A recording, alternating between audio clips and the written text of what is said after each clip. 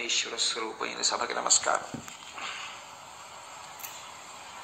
స్వామి హనుమ ఒక పరమాద్భుతమైనటువంటి స్వరూపం, గొప్ప మంగళప్రదుడు. ఆయన ఎక్కడ చెప్పుకున్నా నేను ఈశ్వరుడను అని కానీ, నన్ను పూజించండి అని కానీ, నేను మీకు ఇటువంటి సౌఖ్యాన్ని కటాక్షిస్తాను అని కానీ ఎక్కడా చెప్పరు. నేను ఇప్పుడే ప్రార్థనా శ్లోకం చేస్తూ జయమంత్రం చదివాను. దాన్ని పెద్దలు జయమంత్రము అని పిలుస్తారు. అది సుందరకాండలో స్వామి హనుమ తోరణం మీద కూర్చుని చెప్పినటువంటి శ్లోకాలు. అందులో ఆయన దాసోహం కోసలేంద్రస్య రామస్య క్లిష్టకర్మణ హనుమాన్ శత్రు సైన్యానాం నిహంతా మారుతర్మజ అంటారు. నేను రామదూతని, నేను రామ సచివుణ్ణి, అలాగే నేను రాముని యొక్క దాసాన దాసుణ్ణి అంటారు.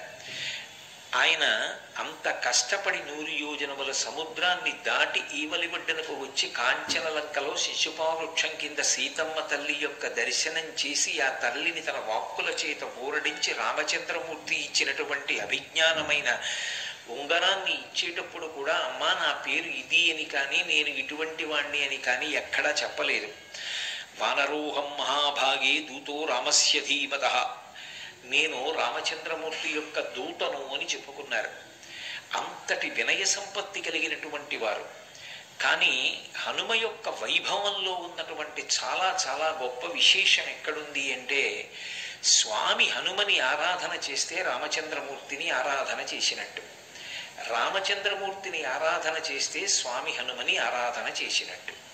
హనుమని ఆరాధన చేసి ఇక ప్రత్యేకంగా రాముణ్ణి ఆరాధన చెయ్యవలసిన అవసరం కానీ, రాముణ్ణి ఆరాధన చేస్తే మళ్ళీ ప్రత్యేకంగా హనుమని ఆరాధన చెయ్యవలసిన అవసరం కానీ మనకి ఉపాసన ఎందుకు కనపడదు. ఎందుకు కనపడదు అంటే, తరచుగా మీకు హనుమకి సంబంధించి ఒక మంగళ శ్లోకం చెప్తారు. ఎత్ర ఎత్ర రఘునాథ కీర్తనం తత్ర తత్ర కృతమస్తకాంజలిం బాష్పవారి పరిపూర్ణలోచనం మారుతిం నమత రాక్షసాంతకం. ఎత్ర ఎత్ర రఘునాథ కీర్తనం, ఎక్కడెక్కడ రామచంద్రమూర్తి యొక్క గుణములు గానము చెయ్యబడతాయో, ఎక్కడెక్కడ రామచంద్రమూర్తిని స్తోత్రం చేస్తామో అక్కడక్కడ మనం ప్రత్యేకంగా మళ్ళీ పిలిచినా పిలవకపోయినా కూడా స్వామి హనుమ వచ్చి కూర్చుంటారు. అది కూడా ఎలా కూర్చుంటారు అంటే, బాష్పవారి పరిపూర్ణ లోచనం, కన్నుల నిండా నీరు పెట్టుకుని కూర్చుంటారట. అంటే ఆనంద తన్మయత్వంతో, ఆనంద భాష్పాలతో కూర్చుంటారు. కాబట్టి ఎత్ర ఎత్ర రఘునాథ కీర్తనం తత్ర తత్ర కృతమస్తకాంజలిం, అది కూడా ఇలా తలెత్తి కూర్చోట, ఇలా తలదించుకుని బాష్పవారి పరిపూర్ణలోచనం మారుతిం నమత రాక్షసాంతకం. రాక్షసాంతకుడైనటువంటి ఆ స్వామి హనుమ వాయుపుత్రుడు కన్నుల నిండా నీరు పెట్టుకుని ఆ ఆనంద భాష్పాలతో రామచంద్రమూర్తి యొక్క కథ వింటారట. ఇది సంప్రదాయమునందు రూఢమైనటువంటి విశేషం. అంటే ఇందులో ఇక ఏ విధమైనటువంటి అపనమ్మకానికి తావు లేదు. అందుకే రామచంద్రమూర్తి యొక్క గుణగానం ఎక్కడుంటుందో అక్కడే స్వామి హనుమ ఉంటారు. అందుకే రామాయణం చెప్పిన, రామచంద్రమూర్తి గురించి చెప్పిన, లేదా హనుమ గురించి చెప్పడము అంటే రామచంద్రమూర్తి యొక్క ప్రస్తావన లేకుండా ఉండదు. అసలు ఇవాళ నా ఉపన్యాసమే రామచంద్రమూర్తితో కదూ. రామచంద్రమూర్తి ప్రస్తావన లేకుండా హనుమ గురించిన ప్రస్తావన ఉండదు. అందుకే ఆయన పరమ సంతోషంతో సభలోకి వస్తారు. కాబట్టే ఒక సంప్రదాయం ఉంది. ఏం చేస్తారంటే, ఉపన్యాసం చెప్పేటటువంటి పౌరాణికునితో పాటుగానే ఒక ఖాళీ ఆసనాన్ని పక్కన వేస్తారు. వేదిక మీద వేసి ఒక పాదపీఠాన్ని పెడతారు. అంటే పాదాలు పెట్టుకోవడానికి ఒక పీఠాన్ని ఉంచి ఒక పుష్పహారాన్ని ఆ ఆసనానికి కూడా సమర్పించి అందులో పువ్వులు వేసి ఉంచాలి. ఎందుకని అంటే, స్వామి హనుమ అందులోకి వచ్చి కూర్చుని వింటారు. ఒకవేళ మనం అలా పిలవలేదనుకోండి, అప్పుడు ఆయన రావడం మానరు. ఆయన సభలో ఎక్కడో వచ్చి కూర్చుంటారు. అది ఆయన యొక్క పరమ వినయానికి పరాకాష్ఠ. కాబట్టి రామచంద్రమూర్తి ఎక్కడ ఉంటారో, రామచంద్రమూర్తి గుణగానం ఎక్కడ జరుగుతుందో అక్కడ స్వామి హనుమ ఉంటారు. అందుకే శృంగగిరి పీఠాధిపత్యం వహించినటువంటి మహాపురుషులు చంద్రశేఖర భారతి మహాస్వామి వారు ఎప్పుడైనా సుందరకాండ పారాయణ చేస్తే తప్పకుండా పక్కన ఒక ఆసనం వేసి పారాయణ చేసేవారు. రాముణ్ణి స్తోత్రం చేస్తే, రామనామం చెప్తే, రాముని యొక్క వైభవాన్ని కీర్తిస్తే చాలు, హనుమ ప్రసన్నులైపోతారు. రెండు, ఆయనకి వరం. ఎక్కడెక్కడ రామ కథ చెప్పబడుతుందో, ఎక్కడెక్కడ రామనామం చెప్పబడుతుందో అక్కడక్కడ ఆయన అనుగ్రహ ప్రదాత అయి ఉంటారు. అక్కడక్కడ ఆయన ఉండి వచ్చినటువంటి సభలోని వారందరినీ కూడా అనుగ్రహిస్తారు. అలాగే స్వామి హనుమ గురించి ఎక్కడ ప్రస్తావన చెయ్యబడుతుందో అక్కడ సీతారాములు ఉంటారు. హనుమ గురించి మాట్లాడుతున్నాం అనుకోండి, ఇక పిలవక్కర్లేదు, సీతారాములు ఉంటారు. అందుకే ఉపాసనలో హనుమంతుని యొక్క వైభవం ఎక్కడుంది అంటే, ఆయనకి చేసినటువంటి పూజ సీతారాములకు చేసిన పూజయే. మీరు పాలకి నీటికి వేరువేరుగా పూజ చెయ్యక్కర్లేదు. పాలలో నీళ్లు కలిసి ఉన్నాయనుకోండి, ఒక్క పాత్రలో నీళ్లు కలిసిన పాల నుంచి పూజ చేస్తే పాలకి నీటికి కలిపి పూజ చేసినట్టే. అలాగే తన యొక్క ఉపాసన బలం చేత రామచంద్రమూర్తి ఎందే ఉండేటటువంటి స్వామి హనుమ మళ్ళీ ప్రత్యేకంగా ఆయనకి రాముడి కన్నా వేరుగా ఉపాసన చెయ్యవలసిన అవసరం ఉండదు. అందుకు ఎత్ర ఎత్ర రఘునాథ కీర్తనం తత్ర తత్ర కృతమస్తకాంజలిం అనడానికి కారణం. అంతగా అవిభాజ్యమై ఉంటారు. నేను దాసాన దాసుణ్ణి అని చెప్పిన, నేను రామదూతని అని చెప్పిన, నేను సుగ్రీవ సచివుణ్ణి అని ఆయన చెప్పిన, వాయుపుత్రుణ్ణి అని ఆయన చెప్పిన, ఆయన తనంత తానుగా భక్తకోటికంతటికీ కూడా విశేషమైనటువంటి అనుగ్రహాన్ని ప్రసరించగలిగినటువంటి అద్భుతమైనటువంటి స్వరూపం. మీరు జాగ్రత్తగా గమనిస్తే హనుమ యొక్క రూపం వానర రూపం. వానర రూపమైనటువంటి ఆ స్వామిని సుందరాతి సుందరుడు అని పిలుస్తారు. అందుకే ఆయన యొక్క వీర విజృంభణం ఉన్నటువంటి కాండ సుందరకాండ. ఏ కారణం చేత ఆయన సుందరుడు అంటే, ఆయనకి ఆయనగా బయట అందంగా ఉండడం కాదు, ఆయన దర్శనం చేసినంత మాత్రం చేత తరువుకొస్తున్నటువంటి ఉపద్రవాలు కూడా తొలగుతాయి. లోకంలో మంగళములకన్నిటికీ కూడా ఆద్యమైనటువంటి మంగళవాక్కు ఏది అని అడిగారు. సంప్రదాయంలో అన్నిటికన్నా పరమ మంగళప్రదమైన వాక్కు ఏది అంటే శ్రీరామ అన్న 3 అక్షరాలు. శ్రీరామ అని మీరు అన్నారనుకోండి, మీరు ఆ రోజున పరమ మంగళప్రదమైనటువంటి మాట మాట్లాడారు అని గుర్తు. అందుకే ఎన్ని మాటలు శ్రీరామ అంటున్నారో, ఎన్ని మాటలు శ్రీరామనామం వ్రాస్తూ ఉంటారో అన్ని మాటలు ఆ మంగళత్వాన్ని పొందుతూ ఉంటాడు, పాపనాశనం జరిగినటువంటి కారణం చేత. హనుమ యొక్క స్వరూపంలో ఉన్న గొప్పతనం ఏమిటంటే, ఆయన సంధ్యాకాలానికి ప్రతీకగా ఉంటుంది ఆయన యొక్క ముఖమండలం. అందుకే వాల్మీకి మహర్షి ఈ రహస్యాన్ని లోకానికి చెప్పడం కోసమే సుందరకాండలో హనుమ యొక్క ముఖమండలం గురించి ఒక శ్లోకం చేస్తూ ఒక మాట అంటారు. ముఖం నాసికయా తస్య తామ్రయా తామ్రమా బభౌ సంధ్యాయా సమభిస్పృష్టం యథాతత్ సూర్యమండలం అంటారు. సంధ్యాకాలంలో ఉండేటటువంటి సూర్యమండలం ఎలా ఉంటుందో స్వామి హనుమ యొక్క ముఖమండలం అలా ఉంటుంది.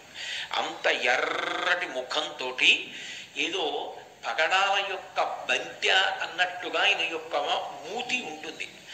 అటువంటి ముఖమండలాన్ని ఎవరైతే చూస్తారో అటువంటి వారు సంధ్యాకాలాన్ని దర్శనం చేసినట్టు. ఈ లోకంలో అతి తేలికగా బాలురా వృద్ధులా, స్త్రీయా పురుషుడా, పండితుడా పామరుడా ఈ వివక్ష లేకుండా ఎవరైనా సరే మంగళాన్ని పొందడానికి మాంసనేత్రంతో దర్శనం చేసి ఈశ్వరుని యొక్క అనుగ్రహాన్ని ప్రోధి చేసుకోవడానికి వీలైనటువంటి దర్శనాలలో అద్భుతమైనటువంటి దర్శనం సంధ్యాకాల దర్శనం.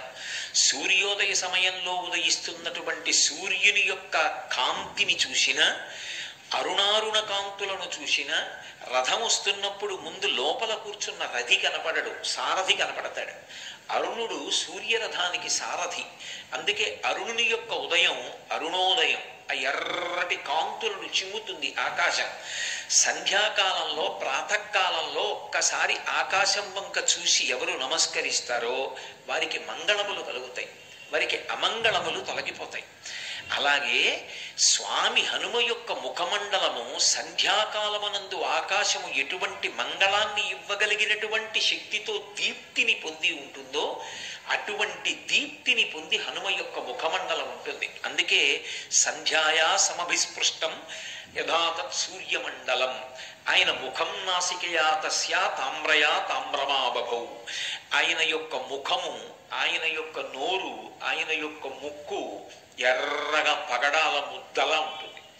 అలా ఎర్రగా ఉన్నటువంటి ముఖమండలం వంక ఒక్కసారి మీరు చూసి ఒక్క నమస్కారం చేశారనుకోండి, అది పరమమంగళములను ఇవ్వగలుగుతుంది. రెండు, హనుమ యొక్క ఉపాసనలో ఉన్నటువంటి అత్యద్భుతమైన విషయం, ప్రతిరోజు హనుమ యొక్క ముఖాన్ని ఎవరు చూస్తారో, ఎవరు ఆయనకి నమస్కారం చేస్తారో అటువంటి వారి యొక్క అజ్ఞానము తొలగిపోతుంది. చాలా తొందరగా వారికి జ్ఞానకటాక్షము కలిగేటటువంటి అదృష్టాన్ని పొందుతారు. ఎందుచేత అంటే ఆయన భర్గస్వరూపుడై ఉంటాడు అని పరాశర సంహితలో ఆయన యొక్క ఉపాసన రహస్యాన్ని చెప్తారు. భర్గుడు అజ్ఞానాన్ని తీసివేయగలిగినటువంటి స్వరూపం. గాయత్రీ మంత్రంలో బీజాక్షరానికి అధిదేవత. అటువంటి భర్గస్వరూపుడైనటువంటి హనుమ యొక్క ముఖాన్ని, ఆయన యొక్క రూపాన్ని ఎవరు చూస్తారో వారికి మంగళములు ఇవ్వబడతాయి. అందున ప్రత్యేకించి హనుమ ఉపాసనకి చాలా విశేషమైన రోజుగా చెప్పబడినది ఇది అంటే, సాధారణంగా ప్రతి వారంలోనూ కూడా మొట్టమొదట గొప్పది శనివారం. శనివారం నాడు స్వామి హనుమ యొక్క ఉపాసనకి అత్యంత ప్రీతిపాత్రమైన రోజు. ఆయన అవతార స్వీకారం చేసింది కూడా స్థిరవారం శనివారం నాడే చేశారు. వైశాఖమాసి కృష్ణాయాం అని ఆయన మందవాసరి దశమ్యాం మందవాసరి, దశమి తిథి నాడు శనివారం నాడే ఆయన ఆవిర్భవించారు. శనివారం ఆయన ఉపాసనకి చాలా శ్రేష్టమైనటువంటి రోజు. ఎందుచేత అంటే ఆ రోజు ప్రారంభం శనిహోరతో ప్రారంభం అవుతుంది. శనీశ్వర గ్రహాన్ని తన తోకకి చుట్టి ఆయన మీద శని యొక్క ప్రభావం లేకుండా చూసి శిక్షించినటువంటి వారు స్వామి హనుమ. అప్పుడు శరీరము శిథిలమై స్వామి హనుమని ప్రార్థన చేశాడు శనీశ్వరుడు. అయ్యా, నీ చేత నేను ఇప్పటికే చాలా హింసింపబడ్డాను, నన్ను నీ తోక నుంచి విడిపించు, నీకేం కావాలని అడిగాడు. అడిగితే స్వామి హనుమ శనీశ్వరుని నుండి ఒక మాట పుచ్చుకున్నారు. ఎవరు నాకు పరమ భక్తులై ఉంటారో అటువంటి వారి జోలికి నువ్వు వెళ్ళకూడదు. ఒకవేళ జాతకంలో శనీశ్వరుని యొక్క ప్రభావం చాలా విశేషంగా ఉండేటటువంటి వారు కూడా హనుమ యొక్క అనుగ్రహానికి నోచుకున్న వారైతే అటువంటి వారందరికీ కూడా శనీశ్వర గ్రహం యొక్క ప్రభావం విశేషంగా ఉండేటటువంటి అవకాశం ఉండదు. అది హనుమ పుచ్చుకున్నటువంటి మాట. అందుకే హనుమదుపాసన శనివారం నాడు చేస్తే శనీశ్వర గ్రహం ఆనుకూల్యతని పొందుతుంది. పొంది బాధించడం అనేటటువంటిది ఉండదు. రెండవది, మాసములలో మార్గశీర్ష మాసంలో శనివారం నాడు స్వామి హనుమని ఉపాసన చేసినట్లయితే అది చాలా విశేషమైనటువంటి ఉపాసన. మనకి అదృష్టం ఏమిటంటే మనం ఇవాళ మార్గశీర్ష మాసంలో శుక్లపక్షంలో ఇవాల్టి రోజున శనివారం నాటి సాయంకాలమే హనుమ యొక్క వైభవం గురించి ఆయన ప్రాంగణంలోనే కూర్చుని మాట్లాడుకుంటున్నాం. ఇది నిజంగా స్వామి హనుమ యొక్క అనుగ్రహ విశేషం. అంతటి మహానుభావుడైనటువంటి హనుమ 5 అంకె చేత ప్రీతి పొందుతారు. ఒక్కొక్క దేవతకి ఒక్కొక్క లక్షణం ఉంటుంది. మీరు విఘ్నేశ్వరుడి విషయంలో చూస్తే 16 అంకెకి ఒక ప్రీతి. ఆయనకన్నీ 16 కుడుములు, 16 ఉండ్రాళ్ళు, 16 రకాల పత్రులు, 16 రకాల పువ్వులు, 16 రకాలైనటువంటి నైవేద్యాలు, 16 నామాలు. సుముఖశ్చైకదంతశ్చ కపిలో గజకర్ణకః లంబోదరశ్చ వికటో విఘ్నరాజో గణాధిపః ధూమకేతుర్గణాధ్యక్ష ఫాలచంద్రో గజాననః వక్రతుండ శూర్పకర్ణో హేరంబ స్కందపూర్వజః షోడశైతాని నామాని యప్పటే శృణుయాదపి విద్యారంభే వివాహే చ ప్రవేశే నిర్గమే తథా సంగ్రామే సర్వకార్యేషు విఘ్నస్తస్య న జాయతే. షోడశైతాని నామాని 16 అంకె మీద విఘ్నేశ్వర తత్వం నడుస్తుంది. ఆయనకి 16 ప్రీతిని కాదు, తత్వం 16 మీద వెళుతుంది. అలాగే పరమశివుని యొక్క తత్వం 8 మీద వెడుతుంది. అందుకే అష్టమూర్తి తత్వము అని పిలుస్తారు. మీరు హనుమకి సంబంధించినంత వరకు ఆయన యొక్క విశేషం, ఆయన తత్వం 5 అంకె మీద నడుస్తుంది. అందుకే హనుమకి 5 పదార్థములను నివేదన చేస్తారు. 5 రకాలైనటువంటి పత్రముల చేత పూజ చేస్తారు. పంచముఖములతో కూడినటువంటి ఆంజనేయ స్వామి యొక్క ఉపాసనా విధానం ప్రత్యేకంగా ఉంటుంది. ఆయనకు ఒక దీక్ష ఉంది పరాశర సంహితలో, హనుమద్దీక్ష అని దీక్షా స్వీకారం చేస్తారు. చేసినప్పుడు అందులో అతి తక్కువ కాలం దీక్ష 5 రోజులు. 5 అంకె చేత ఆయన తత్వం ప్రకాశిస్తూ ఉంటుంది. హనుమ యొక్క అవతార ఆవిర్భావ సమయంలో లోకానికంతటికీ కూడా సృష్టికర్త అయినటువంటి చతుర్ముఖ బ్రహ్మగారు ఆయన యొక్క వైభవాన్ని కీర్తిస్తూ ఒక మాట అన్నారు. అమిత్రాణం భయకరో మిత్రాణం అభయంకర అని చెప్పారు. దేవతలందరూ తమ తమ శక్తుల్ని హనుమకి ధారపోశారు. అది కూడా చాలా విశేషంగా. ఎలా? ఏ దేవత యొక్క ఆయుధానికి కూడా హనుమ కట్టుబడరు. ఆయన్ని నిర్జించడం సాధ్యం కాదు. అంతటి మహానుభావుడై, అంతటి బలవంతుడై ఆయన నిలబడితే బ్రహ్మగారు ఆయన్ని కీర్తిస్తూ ఒక మాట అన్నారు. ఇది హనుమతత్వానికి జీవమైనటువంటి మాట. అమిత్రాణం భయకరో మిత్రాణం అభయంకర. అమిత్రులైనటువంటి వారికి ఆయన పరమ భయంకరుడు. అమిత్రులు అంటే మిత్రులు కానివారు. ఎవరికి మిత్రులు కానివారు? ఎవరో నేను ఒకడిని చూపించి వాడికి నేను మిత్రుణ్ణండి అంటే సరిపోదు. ఎవడు ధర్మానికి మిత్రుడు కాడో, ఎవడు దైవానికి మిత్రుడు కాడో, ఎవడికి వేద ప్రతిపాదితమైనటువంటి వాక్కు యందు విశ్వాసము లేదో, ఎవడు ఈశ్వర ధిక్కారం చేస్తాడో అటువంటి వాడి పట్ల ఆయన ఆగ్రహము వ్యక్తమవుతుంది. ఎవడు ధర్మమునందు అనురక్తి కలిగిన వాడై ఉంటాడో, ఎవడు భగవంతునికి దాసానదాసుడై భక్తుడై ఉంటాడో అటువంటి వాడి పట్ల ఆయన అనుగ్రహ ప్రసరణం జరుగుతుంది. ప్రత్యేకంగా హనుమతుపాసన చెయ్యవలసిన అవసరం లేదు. హనుమని ఉపాసన చేస్తేనే ఆయన అనుగ్రహం కలుగుతుంది అనుకోక్కర్లేదు. ఆయన యొక్క అనుగ్రహ విశేషంలో ఇదొక లక్షణం. అందుకని బ్రహ్మగారు ఆ మాట అన్నారు. ఎవడు ధర్మమునందు అనురక్తి కలిగిన వాడో, ఎవడు భక్తి కలిగిన వాడో, ఎవడు ఈశ్వరుని యొక్క పాదములను ఉపాసన చేస్తూ ఉంటాడో అటువంటి వాడికి హనుమ యొక్క కటాక్షము ఎప్పుడూ లభిస్తూ ఉంటుంది. అటువంటి వాణ్ణి హనుమ ఎప్పుడూ కాపాడుతూ ఉంటారు. అందుకే మీరు ఎప్పుడైనా హనుమ యొక్క విశేషాల్ని పరిశీలించండి. మీకు స్పష్టంగా ఈ విషయాలన్నీ కూడా ద్యోతకమవుతాయి. శ్రీరామాయణంలో చెప్పబడినటువంటి విషయాలు కొన్నింటిని పరాశర సంహితలో మహర్షి చెప్పారు. హనుమ ఉపాసనకి సంబంధించినటువంటి విషయములన్నిటినీ కూడా క్రోడీకరించి ఒక చోట గుదిగుచ్చి మనకి పరిశీలనం చేసుకోవడానికి, అనుష్ఠానం చేసుకోవడానికి అత్యంత వీలైనటువంటి రీతిలో మనకి పరాశర మహర్షి అందించారు. పరాశర సంహిత హనుమకి సంబంధించినటువంటి ఉపాసనా విధానాన్ని, ఆయన యొక్క అనుగ్రహాన్ని, ఆయన యొక్క వైభవాన్ని మనకి విశేషంగా అందజేస్తుంది. హనుమ క్షేత్రములు ప్రధానమైనవి ఎక్కడెక్కడున్నాయి, ఎక్కడెక్కడ ఆయన యొక్క అనుగ్రహాన్ని పొందడానికి వీలుగా ఆ క్షేత్రాలు ప్రకాశిస్తున్నాయి, ఈ విషయాలన్నిటినీ కూడా మనకి పరాశర సంహిత చెప్తుంది. మీరు హనుమ వైభవాన్ని, హనుమకి ధర్మము పట్ల ఉండేటటువంటి అనురక్తిని, ఆయన భక్తుడైనటువంటి వాణ్ణి కాపాడేటటువంటి రీతిని, ఆయనకి ఎదురు నిలబడగలిగినటువంటి వాడు లోకంలో ఎవ్వరూ ఉండడు అనేటటువంటి రూఢమైన సత్యాన్ని ప్రకాశింపచేసేటటువంటి రీతిలో రచింపబడి మనకి అందివ్వబడిన పరాశర సంహితని పరిశీలనం చేస్తే కొన్ని అద్భుతమైనటువంటి విశేషాలు ద్యోతకమవుతాయి. శ్రీరామాయణంలో ప్రస్తావించబడకపోయినప్పటికీ మైరావణోపాఖ్యానము అని ఒక ఉపాఖ్యానాన్ని పరాశర సంహితలో మహర్షి చెప్తారు. రావణాసురుని యొక్క శరీర బంధువు మైరావణుడు. రావణాసురుడు ఎంత ప్రమాదకారియో మైరావణుడు కూడా అంతే ప్రమాదకారి. పైగా విశేషమైనటువంటి మాయాశక్తులను కూడా తీసుకుని ఉన్నవాడు. ఎంతటి మాయకైనా సరే లోకాన్ని వశం చెయ్యగలిగినటువంటి వాడు. అటువంటి వాడు పాతాళంలో ఉన్నటువంటి లంకాపట్టణానికి అధిపతి అయి ఉన్నాడు. ఆ మైరావణునికి ఒక చెల్లెలు ఉండేది, ఆమె పేరు దుర్దండి. ఆ చెల్లెలు దుర్దండికి ఒక కుమారుడు ఉండేవాడు, అతని పేరు కాలమేఘుడు.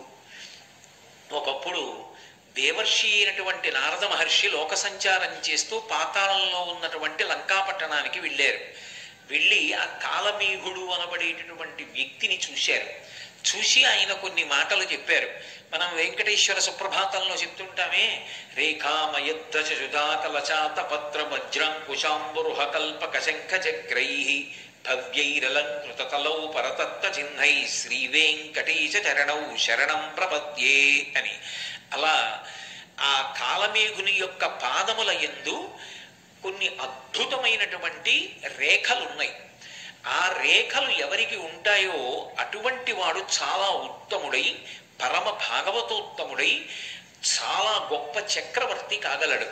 అందుకని ఈ పాతాళలోకంలో ఉండేటటువంటి లంకాపట్టణాన్ని ఈ నీలమేఘుడు పరిపాలన చేస్తాడు. కొంతకాలం అయిన తర్వాత ఇతని పరిపాలనలో ఈ పాతాళలోకానికి చాలా వైభవం కలుగుతుంది అని చెప్పి నారద మహర్షి వెళ్ళిపోయారు. ఇది విన్నాడు మేనమామ అయినటువంటి మైరావణుడు. తన మేనల్లుడు ఆ నీలమేఘుడు ఎక్కడ చక్రవర్తి అవుతాడో, చాలా గొప్ప కీర్తి ప్రతిష్టలు తెచ్చుకుంటాడో, భగవద్భక్తుడై ప్రకాశిస్తాడో, ధర్మమునందు అనురక్తి కలిగిన వాడవుతాడోనని ఆయనని పెద్ద పెద్ద బరువైన ఇనప గొలుసులతో బంధించాడు. సోదరి అని కూడా చూడకుండా తోడ పుట్టినటువంటి దుర్దండిని కూడా ఇనప గొలుసులతో బంధించాడు. తనని కన్న తండ్రిని కూడా బంధించి చెరసాలలో ఉంచాడు. వీళ్ళు ఈ పెద్ద పెద్ద ఇనప గొలుసులు మోసుకుంటూ నడవలేక తిరుగుతూ ఉండేవారు. కొద్ది దూరం నడవాలంటే కష్టం, అటువంటి శిక్ష వేశాడు వాళ్ళకి. ఈ సోదరి అయిన దుర్దండి, ఆమె కుమారుడైనటువంటి ఆ నీలమేఘుడు పడరాని ఇడుములు పడుతున్నారు మైరావణుని యొక్క రాజ్య పరిపాలన యందు. ఇలా ఉండగా ఒకప్పుడు రామచంద్రమూర్తి సముద్రానికి సేతువు కట్టి లంకాపట్టణాన్ని చేరుకుని సీతమ్మ తల్లిని తిరిగి పొందడం కోసమని రావణాసురుడితో యుద్ధం చేయడానికి సంకల్పించినటువంటి రోజులలో రామచంద్రమూర్తిని లక్ష్మణస్వామిని అపహరించి తీసుకుని వెళ్ళిపోయి కీడు తెలపెట్టడం తనకి సాధ్యం కావడం లేదని నిశ్చయానికి వచ్చినటువంటి దురాత్ముడైనటువంటి రావణాసురుడు తన బంధువు మేనమామ అయినటువంటి మైరావణుణ్ణి ఆశ్రయించి ఎలాగైనా సరే రామలక్ష్మణుల్ని అపహరించి తీసుకుని వెళ్ళి నిర్జించమని కోరాడు. ఆ రోజులలో స్వామి హనుమ తన యొక్క వాలము చేత, తోక చేత ఒక పెద్ద ప్రాకార నిర్మాణం చేస్తుండేవారు రాత్రివేళ. అందులో వానర సైన్యం అంతా పడుకునేది. ఆయన తన తోకనే ప్రాకారంగా పెట్టి ఉండేవారు. ఆ తోక దాటి వెళ్ళడం లోపలికి ఎవరికి సాధ్యమయ్యేది కాదు. ఈ వార్త మైరావణుడికి వెళ్ళింది, రామలక్ష్మణుల్ని అపహరించాలి. ఎలా అపహరించడం ఆలోచన చేశాడు. ఆయన దగ్గర సూచీముఖుడు అని ఒక రాక్షసుడు ఉండేవాడు. మేకు ఎలా ఉంటుందో ఆయన ముఖం అలా ఉంటుంది, అంత వాడి అయినటువంటి ముఖం. దానితో ఎంత పటిష్టమైనటువంటి ప్రాకారాన్నైనా సరే ఆయన బద్దలు కొట్టి రంధ్రం చేయగలడు. సూచీముఖుణ్ణి పిలిచి, నువ్వు హనుమ వాలంతో తయారు చేసినటువంటి ప్రాకారాన్ని భేదించి లోపలికి వెళ్ళి నీ మాయలు చూపించి రామలక్ష్మణుల్ని ఒక పెట్టెలో పెట్టి తీసుకురమ్మన్నాడు. సూచీముఖుడు వెళ్ళాడు. వెళ్ళి హనుమ యొక్క వాలం దాకా వెళ్ళి తన ముఖంతో ఆ వాల సంబంధ ప్రాకారాన్ని భేదించడానికి ప్రయత్నించాడు. ఆయన తోకలోంచి ఒక వెంట్రుక పైకొచ్చింది. ఆ వెంట్రుక సూచీముఖుని యొక్క ముఖానికి తగిలి ఆ ముఖం బద్దలైపోయి నెత్తురోడుతున్న ముఖంతో సూచీముఖుడు మైరావణుడి దగ్గరికి వెళ్ళాడు. వెళ్ళి, అయ్యా, హనుమ వాలమునకు ఉన్న ఒక తోక తగిలితే నా ముఖం పగిలిపోయింది, ఇక నేనేం భేదించగలను, నా వల్ల కాలేదన్నాడు. వెంటనే ఆయన మూషిక ముఖుడు అని పిలవబడేటటువంటి వేరొక రాక్షసుణ్ణి పిలిచాడు. ఆయన ఎలుక ముఖం ఉన్నవాడు. ఆయన కూడా ఎంత దుర్భేద్యమైన దానికైనా రంధ్రం చేయగలడు. నువ్వు వెళ్ళి రంధ్రం చేసి అపహరించమన్నాడు. వెంటనే ఆ మూషిక ముఖుడు బయలుదేరి వచ్చి హనుమ తోకని స్పృశించగానే ఆయన ముఖం కూడా బద్దలైపోయింది. అంతటి తేజోవంతమైన స్వరూపం. అందుకే హనుమ యొక్క మూర్తికి ఒక్క నమస్కారం చేస్తే చాలు, తరువుకొస్తున్నటువంటి దురితాలు ఉపద్రవాలు కూడా పక్కకి తొలగిపోతాయి అని చెప్తారు. మనకి రహదారుల వెంట ఎక్కడ చూసినా పూర్వం పెద్ద పెద్ద హనుమన్ మూర్తిని పెట్టి ఉంచేవారు. ఎందుకంటే అంతంత పెద్ద పెద్ద చెట్లని ఆశ్రయించి ఏ ఉగ్రభూతములుంటాయో ప్రయాణం చేస్తున్న వాళ్ళకి ప్రమాదాలు కలగకూడదని ప్రతి ఊరి వాళ్ళు కూడా ఊరి బయట రహదారి పక్కన హనుమన్మూర్తిని ఉంచి తమ ఊరు దాటి పక్క ఊరు వెళ్లే వరకు ప్రయాణికులకు ఇబ్బంది కలగకుండా క్షేమాన్ని ఆశించి తమ వంతు సహాయంగా హనుమన్మూర్తులను ప్రతిష్ఠ చేస్తూ ఉండేవారు. ఇప్పటికీ మీకు తూర్పుగోదావరి జిల్లా, పశ్చిమ గోదావరి జిల్లాల్లో కాలవ ఒడ్డున వెళ్ళిపోతుంటే ప్రతి ఊళ్ళో మొట్టమొదట స్వామి హనుమ యొక్క మూర్తి దర్శనం అవుతుంది. ఆయన కనపడ్డారు అంటే చాలు మనసుకి ప్రశాంతత. అటువంటి మహాద్భుతమూర్తి అయినటువంటి ఆ స్వామి యొక్క వాలానికి రంధ్రం చేయడానికి ప్రయత్నించాడు మూషికముఖుడు. ఆయన వాలమునకు తన ముఖం తగలగానే మూషికముఖుని యొక్క ముఖం కూడా బర్దలైపోయింది. ఏడుస్తూ నెత్తురు కారుతూ మైరావణుడి దగ్గరికి వెళ్ళాడు. ఆయన వెంటనే పాషాణభేది అని పిలవబడేటటువంటి ఇంకొక రాక్షసుడిని పిలిచాడు. వజ్రాన్ని కూడా బదలగొట్టగలడు తన ముఖంతో. వజ్రం వజ్రీన భిన్నయేత్ అని లోకంలో సామెత. వజ్రం వజ్రానికే బదలవుతుంది. అటువంటిది వజ్రాన్ని కూడా భేదించగలిగినటువంటి పాషాణభేది అనేటటువంటి శక్తి కలిగినటువంటి ముఖమున్న రాక్షసుణ్ణి పిలిచి ఆ వాల ప్రాకారానికి రంధ్రం చేసి రామలక్ష్మణుల్ని అపహరించమన్నాడు. ఆయన ప్రయత్నించాడు, విఫలుడైపోయాడు. తిరిగి వచ్చాడు, మైరావణుడికి చెప్పాడు. వేరొక మార్గం లేదు, ఆయన అనుగ్రహిస్తే తప్ప లోపలికి వెళ్ళడం కుదరదు, రామలక్ష్మణుల్ని అపహరించలేం. ఆలోచించి మైరావణుడు విభీషణుడి యొక్క రూపాన్ని పొందాడు. ఎందుకని అంటే వాళ్ళు కామరూపులు, కావలసినటువంటి రూపాన్ని పొందుతారు. విభీషణుడి రూపాన్ని పొంది ఒక పెద్ద పెట్టు ఒకటి చేత్తో పట్టుకొని స్వామి హనుమ పాదముల దగ్గరకు వెళ్ళి నిలబడి పైకి చూసి హనుమకి నమస్కారం చేసి, హే హనుమ, మీరు ఇక్కడ కాపలా ఉండబట్టి ఆ వాలప్రాకారంలో రామలక్ష్మణులు ఇద్దరూ హాయిగా నిద్రపోతున్నారు. కానీ పగలు చేసినటువంటి యుద్ధంలో వాళ్ళ శరీరానికి కలిగినటువంటి గాయములకు ఉపశాంతి కలగాలని ఓషధుల్ని తీసుకొచ్చాను. లోపలికి వెళ్ళి రామలక్ష్మణుల దర్శనం చేసి వాళ్ళు క్షేమంగానే ఉన్నారు అన్నది రూఢం చేసుకుని ఈ ఓషధులు ఇచ్చి వస్తాను, కొద్దిగా చోటు ఇవ్వవలసింది అని అడిగాడు. విభీషణుడు వచ్చాడు అన్న ఆలోచనతో రామలక్ష్మణుల యొక్క క్షేమాన్ని అపేక్షించేటటువంటి లక్షణం ఉన్న హనుమ తన తొడల సందులో కొద్దిగా చోటిచ్చారు. ఆ తొడల సందులోంచి వెళ్ళిపోయాడు లోపలికి మైరావణుడు. వెళ్ళి తను తెచ్చినటువంటి ఓషధుల్ని పిండితే ఏ నిద్రపోతున్న వ్యక్తి అయినా మూర్ఛలోకి వెళ్ళిపోతారు. అటువంటి ఓషధుల్ని పిండాడు. రామలక్ష్మణులు ఇద్దరూ మూర్ఛలోకి వెళ్ళిపోయారు. ఇద్దరిని పెట్టెలో పెట్టుకుని మూత వేసి మళ్ళీ బయటికి వచ్చేసాడు. లోపలికెళ్ళి చూశాను, రామలక్ష్మణులు నిద్రపోతున్నారు. రాత్రివేళ రాక్షసులు సంచరించేటటువంటి సమయం. రాక్షసులు మహామాయావులు. హనుమ తస్మాత్ జాగ్రత్త జాగ్రత్త అని చెప్పి తాను పాతాళ లోకంలో ఉన్న లంకా పట్టణానికి రామలక్ష్మణుల్ని తీసుకుని వెళ్ళిపోయాడు. తీసుకుని వెళ్ళి ఆ పెట్టె మూత తీసి చూశాడు. తాను పిండిన ఓషధుల యొక్క శక్తి చేత రామలక్ష్మణులు ఇద్దరూ మూర్ఛలో ఉన్నారు. తన చెల్లెలు దుర్దండిని పిలిచాడు. వీళ్ళిద్దరిని ఇప్పుడు మహానది దగ్గర గొప్ప ఉత్సవం జరుగుతోంది. ఆ ఉత్సవానికి తీసుకెళ్లి వీళ్ళని బలిస్తాను. బలిచ్చే ముందు ఈ నరులిద్దరికీ స్నానం జరగాలి. 1వ ప్రాకారం ముందర దివ్యమైనటువంటి కొలను ఉంది. ఆ కొలను నుండి నువ్వు బంగారు కుంభంతో నీళ్లు తీసుకొచ్చి వీళ్ళిద్దరికీ స్నానం చేయించు. వీళ్ళు మూర్ఛయందున్నారు, నీళ్లు మీద పడినా పైకి లేవరు. నేను అటువంటి ఓషధులు పిండాను కాబట్టి నువ్వు నీళ్లు పోయి వీళ్ళని మహానదీ తీరానికి తీసుకెళ్లి బలిస్తానన్నాడు. ఆమె సంకెళ్ళు వేయబడి ఉంది. ఆమె ఎంతో బాధపడుతూ ఇంతటి ధర్మాత్ములైనటువంటి రామలక్ష్మణులకు ఇటువంటి కీడు తలపెట్టాడే అని, స్వామి హనుమ ఉండగా వీళ్ళకి ఇటువంటి ఉపద్రవం ఎందుకు జరుగుతుంది, హనుమ ఎక్కడ ఉన్నారు, ఎందుకు రాలేదు, ఎందుకు రక్షించట్లేదు, ఆయనకి తెలియదా అని ఆలోచిస్తూ హనుమని స్తోత్రం చేస్తూ ఆవిడ నడిచి వెడుతోంది. వెడుతుండగా ఇక్కడ హనుమ నిలబడి ఉన్నారు. విభీషణుడే వచ్చి వెళ్ళాడు అనుకుంటున్నారు. మళ్ళీ విభీషణుడు వచ్చాడు. ఆ వచ్చిన వాడు అసలు విభీషణుడు. వచ్చి హనుమ బాగా చీకటి పడింది, రాక్షసులు తిరిగేటటువంటి సమయం, మాయావులు. తస్మాత్ జాగ్రత్త సుమా, లోపల ఉన్న రామలక్ష్మణుల్ని ఒక్కసారి దర్శనం చేసి వస్తాను, క్షేమంగా ఉన్నారో లేదో, నా ఆరాటం నాదన్నాడు. ఆయన అన్నారు, ఇప్పుడే కదా దర్శనం చేశావు, మళ్ళీ దర్శనానికి వెడతానంటే ఏమిటన్నారు. నేనొచ్చాను ఆ దర్శనానికి, నేను రాలేదన్నాడు విభీషణుడు. ఏదో ఉపద్రవం జరిగిందని విభీషణుడిని తీసుకుని లోపలికి వెళ్ళారు. వెడితే అప్పటికే రామలక్ష్మణులు అపహరింపబడ్డారు. ఎవరు అపహరించారు, ఎలా అని ఆలోచన చేశారు. అప్పుడు విభీషణుడు చెప్పాడు, ఇది మైరావణుడి పని, మహామాయావి.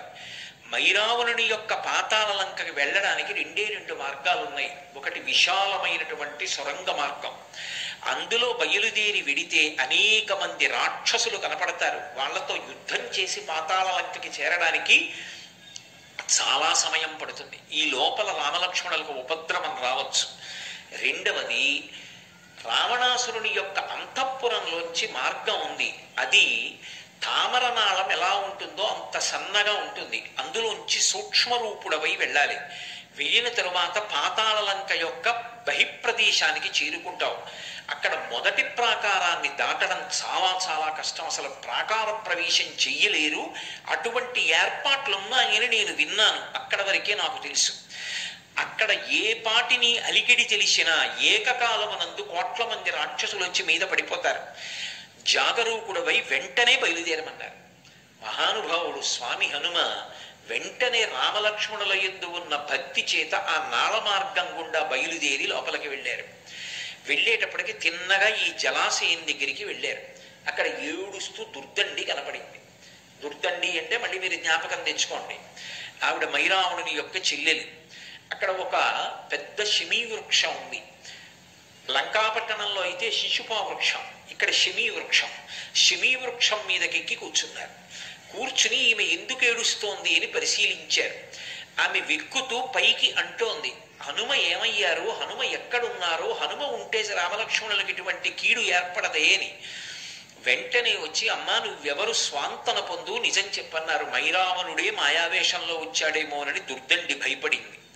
కానీ హనుమ పలికినటువంటి స్వాంతన వచనముల చేత ఊరట పొందినటువంటి దుర్దండి తాను రామలక్ష్మణులకు నీటిని పట్టికెడుతున్నటువంటి విషయాన్ని, స్నానం చేయించిన తరువాత మైరావణుడు వాళ్ళిద్దరినీ మహానదీ తీరానికి తీసుకెళ్లి బలివ్వాలనుకుంటున్నటువంటి విశేషాన్ని చెప్పింది. నన్ను ఎలాగైనా మైరావణుడు ఉన్న అంతఃపుర ప్రాంతంలోకి ప్రవేశపెట్టగలవా అని అడిగారు. ఇక్కడ ఒక విశేషం ఉంది. అసలు మొదటి ప్రాకారంలోకి, పట్టణంలోకి ప్రవేశం చెయ్యాలి అంటే ఒక బిల మార్గం ఉంటుంది. ఆ బిలంలోంచి వెళ్ళాలి. వెళ్ళేటప్పుడు ఆ రంధ్రంలో దూరి వెళ్ళగానే ఒక త్రాసు ఒకటి ఉంటుంది. త్రాసుకి 2 తక్కెళ్ళు ఉంటాయి. ఈ 2 తక్కెళ్లలో ఏదో ఒక తక్కెడ మీద నుంచి నడిచి వెళ్ళాలి. అది మైరావణుడు పరమశివుడి గురించి గొప్ప తపస్సు చేసి పొందినటువంటి త్రాసు. ఎవరైనా లోపలికి వెళుతున్నప్పుడు ఎంత సూక్ష్మరూపంతో వెళుతుండనివ్వండి, వాడు మైరావణుడి మిత్రుడైతే త్రాసు అలాగే నిలబడుతుంది, సమంగా 2 తక్కెళ్ళు. ఒకవేళ ఎవరైనా శత్రువు వెడుతూ ఉంటే వెంటనే ఒకవైపు ఉన్నటువంటి తక్కెడ కిందకి దిగి రెండవది పైకి లేస్తుంది. పిడుగులు పడిన ధ్వని, ప్రమాద ఘంటికలు మోగుతాయి. ఆ పాతాళ లంకంతా రాక్షసులందరూ విచ్చుకత్తులు పట్టుకుని త్రాసు దగ్గరికి వచ్చేస్తారు. కాబట్టి ఎలా మిమ్మల్ని తీసుకెళ్దామని అడిగాను. నేను ఈ జమ్మి ఆకంత రూపాన్ని పొందుతాను. మీరు శమీ వృక్షాన్ని చూసి ఉంటారు. శారదా నవరాత్రుల్లో విజయదశమి నాడు శమీ పూజ అని చేస్తాం. చాలా చిన్న ఆకు ఉంటుంది. అంత సూక్ష్మ రూపాన్ని పొంది ఆమె పట్టుకున్నటువంటి జలకలశలోకి ప్రవేశించి దాని అంచు పుట్టు కూర్చున్నారు. అది ఆయన అనుగ్రహ విశేషం. మహానుభావుడు ఏ రూపాన్నైనా ధరిస్తారు, కామరూపి. ఆ జలకలశ పట్టుకుని ఆ దుర్దండి ఆ బిలంలోంచి ప్రవేశించి తక్కెట మీద అడుగుపెట్టింది. అది పరమశివానుగ్రహంతో వచ్చిన త్రాసు. మైరావణునికి విరోధి అయినటువంటి హనుమ ప్రవేశిస్తున్నారని త్రాసుకి తెలిసిపోయింది. అది వెంటనే రెండవ పక్క తక్కెడ దిగిపోయి పిడుగులు పడిన చప్పుడు వచ్చి భయంకరమైన గంటలు మోగి, ప్రమాద గంటికలు. వెంటనే రాక్షసులు వచ్చి మీద పడిపోయారు. హనుమ పరమ భయంకరమైనటువంటి రూపాన్ని పొంది రాక్షసులందరినీ మర్దించారు. ఆయనకంత అది పెద్ద విశేషం కాదు. అరిచేత్తో కొట్టి చంపేస్తారు. అమిత్రాణం భయకరో, అందుకే కదా జయమంత్రంతో చెప్తారు, జయమంత్రంలో అంటారు, పాదపైశ్చ సహస్రశ అర్దయిత్వా పురీం లంకాం అభివజ్యచ మైథిలీం అంటారు.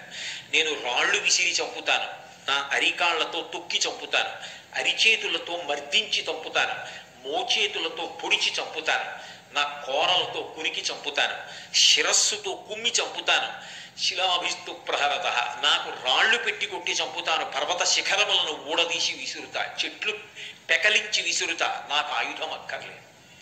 అంతటి మహాతేజోమూర్తి. కాబట్టి ఆయన ఈ రాక్షసులందరినీ సంహరించారు. కానీ ఎక్కడి నుంచో ఒక మహావీరుడు వచ్చాడు. ఇద్దరి మధ్య అరివీర భయంకరమైనటువంటి యుద్ధం జరిగింది. ఎంత యుద్ధం చేసినా స్వామి హనుమ అవతల యుద్ధానికి వచ్చినటువంటి వీరుణ్ణి మట్టు పెట్టలేకపోయారు. ఆఖరికి హనుమ అంతటి వారు బడలిపోయారు. అంత బడలిపోయి ఆశ్చర్యపోయారు. ఇంత శక్తి కలిగినటువంటి వాడు ఎలా తయారయ్యాడు అసలు? పైగా ఇతన్ని చూస్తే నాకేదో అవ్యాజమైన ప్రేమ కలుగుతోంది. ఇంతటి మహావీరుడు అని నాకు కోపం రావట్లేదు, చంపేద్దామన్న తీవ్రమైన ఇచ్ఛ కలగట్లా. ఏదో ఉందని ఒక్కసారి ఆగి, అసలు నువ్వెవరు నాతో ఇంతసేపు నిలబడి పోరు సాగించగలిగావు, నీ గాథ ఏమిటి చెప్పమన్నారు. అంటే ఆయన తన కథ చెప్పడం మొదలుపెట్టాడు. ఒకానొకప్పుడు ఒక గంధర్వకాంత ఉండేది. ఆమె మతంగ మహర్షి చేత వేరొక కారణానికి శపింపబడి ఒక పెద్ద చాపగా మారి దక్షిణ సముద్రంలో ఉండేది. ఆమెకి శాపావకాశం ఎప్పుడు కలుగుతుంది, ఎప్పుడు పోతుంది ఆ శాపం అని ఆమె మతంగ మహర్షిని ప్రార్థించింది. హనుమ ఎప్పుడైనా అలసట పొందితే, అలసట పొందినటువంటి హనుమ ఒంటి నుండి చెమట పుడితే, ఆ చెమట ఆయన ఇలా తీసి పక్కన పడేస్తే, ఆ చెమట నువ్వు మింగితే, చెమట వలన నీకు కొడుకు పుడితే నీకు శాపం పోతుంది. కానీ నీకు భూత భవిష్యత్ వర్తమాన కాలముల యందు దృష్టినిస్తున్నాను, అది పోదు. గతంలో ఏం జరిగిందో, ఏం జరుగుతోందో, ఏం జరగబోతోందో నీకు తెలుస్తుంది. నీకు ఆ శక్తిని ఇచ్చాను, వెళ్ళమన్నారు మతంగ మహర్షి. అన్నీ రామకార్యం కోసం వచ్చినవే. మహర్షుల యొక్క ఏర్పాటు అంత చాకచక్యంగా. ఆమె దీర్ఘదీహి అన్న పేరుతో పెద్ద చాప అయి దక్షిణ సముద్రంలో ఉంది. స్వామి హనుమ సేతుబంధనం జరుగుతున్న సమయంలో అలసట పొందారు. పెద్ద పెద్ద బండరాళ్లు తెచ్చి సముద్రంలో వేస్తున్నారు. చెమట పట్టదండి మరి. చెమట పట్టి ఆయన నుదుటికి ఉన్న చెమటని ఇలా తీసి ఇలా అన్నారు. ఇలా అన్నప్పుడు దులపబడినటువంటి ఆ చెమట బిందువుల్ని దీర్ఘదేహి అయినటువంటి గంధర్వకాంత చాప రూపంలో ఉన్నది పెద్ద నోరు తెరిచి పట్టుకుని గుటుక్కుని మింగింది. అది మహర్షి యొక్క మాట. అది ఉత్తినే పోవడానికి వీల్లేదు. అలా పుడతారా అండి అంటే అది సామాన్య విశేషం. యోగి నోటి వెంట వచ్చిన మాట అబద్ధం అవడానికి వీల్లేదు. అది సత్యమై తీరాలి. ఈశ్వరుడు సత్యం చేస్తాడు. అందువల్ల ఆమె గర్భిణి అయింది.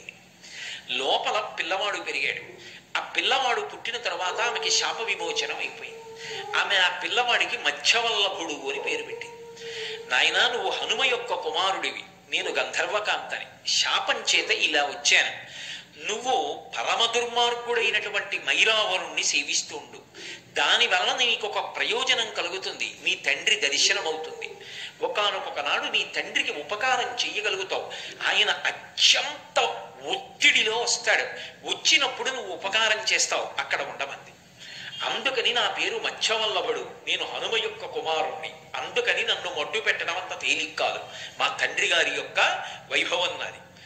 హనుమ చూసి పరమ సంతోషంతో వెళ్ళి పుత్రగాత్ర పరిష్వంగం కొడుకుని కౌగలించుకుని మురిసిపోయి, నాయన, నిన్ను చూస్తే ఎంతో ముచ్చటగా ఉంది. నేనే హనుమని. నువ్వు నా కుమారుడవు. నీ యందు అపారమైన ప్రీతి పొందాను అంటే తండ్రి కాళ్ళ మీద పడి నమస్కారం చేసి, నాన్నగారు నేను మీకు ఎలా ఉపయోగపడగలనని అడిగాడు. మైరావణుని యొక్క అంతఃపురాన్ని చూపించమన్నారు. అంతఃపురాన్ని చూపించాడు. ఇక నువ్వు వెళ్ళిపోమ్మని ఆ మైరావణుడితో యుద్ధం చేసి స్వామి హనుమ ఆ మైరావణుణ్ణి మట్టు పెట్టారు. మట్టు పెట్టడం అంత తేలికగా ఏమైపోలేదు. ఎందుకంటే ఇద్దరి మధ్య ప్రచండమైన యుద్ధం జరిగింది. ఆయన తన దంతములతో మైరావణుడి యొక్క కంఠాన్ని కొరికేసి గోళ్లతో శరీరాన్ని ఖండములుగా చీల్చి పక్కన పారేసినా మళ్ళీ వాడు వచ్చి యుద్ధం చేసేవాడు. అసలు ఎలా మరణిస్తాడు ఈ మైరావణుడు? ఏం చేసినా మళ్ళీ బ్రతుకుతున్నాడు. తెల్లబోయారు హనుమ. అప్పుడు దుర్గండి చెప్పింది, శరీరాన్ని ఎంత హింస పెట్టినా మరణించడు. ఆయన మరణించాలి అంటే ఒకే ఒక్క కారణానికి మరణిస్తాడు. అదిగో మీరు యుద్ధం చేస్తున్న చోట మధ్యలో ఒక రాయి ఉంది. ఆ రాతిని హనుమ మీరు మీ కాలుతో తన్నండి.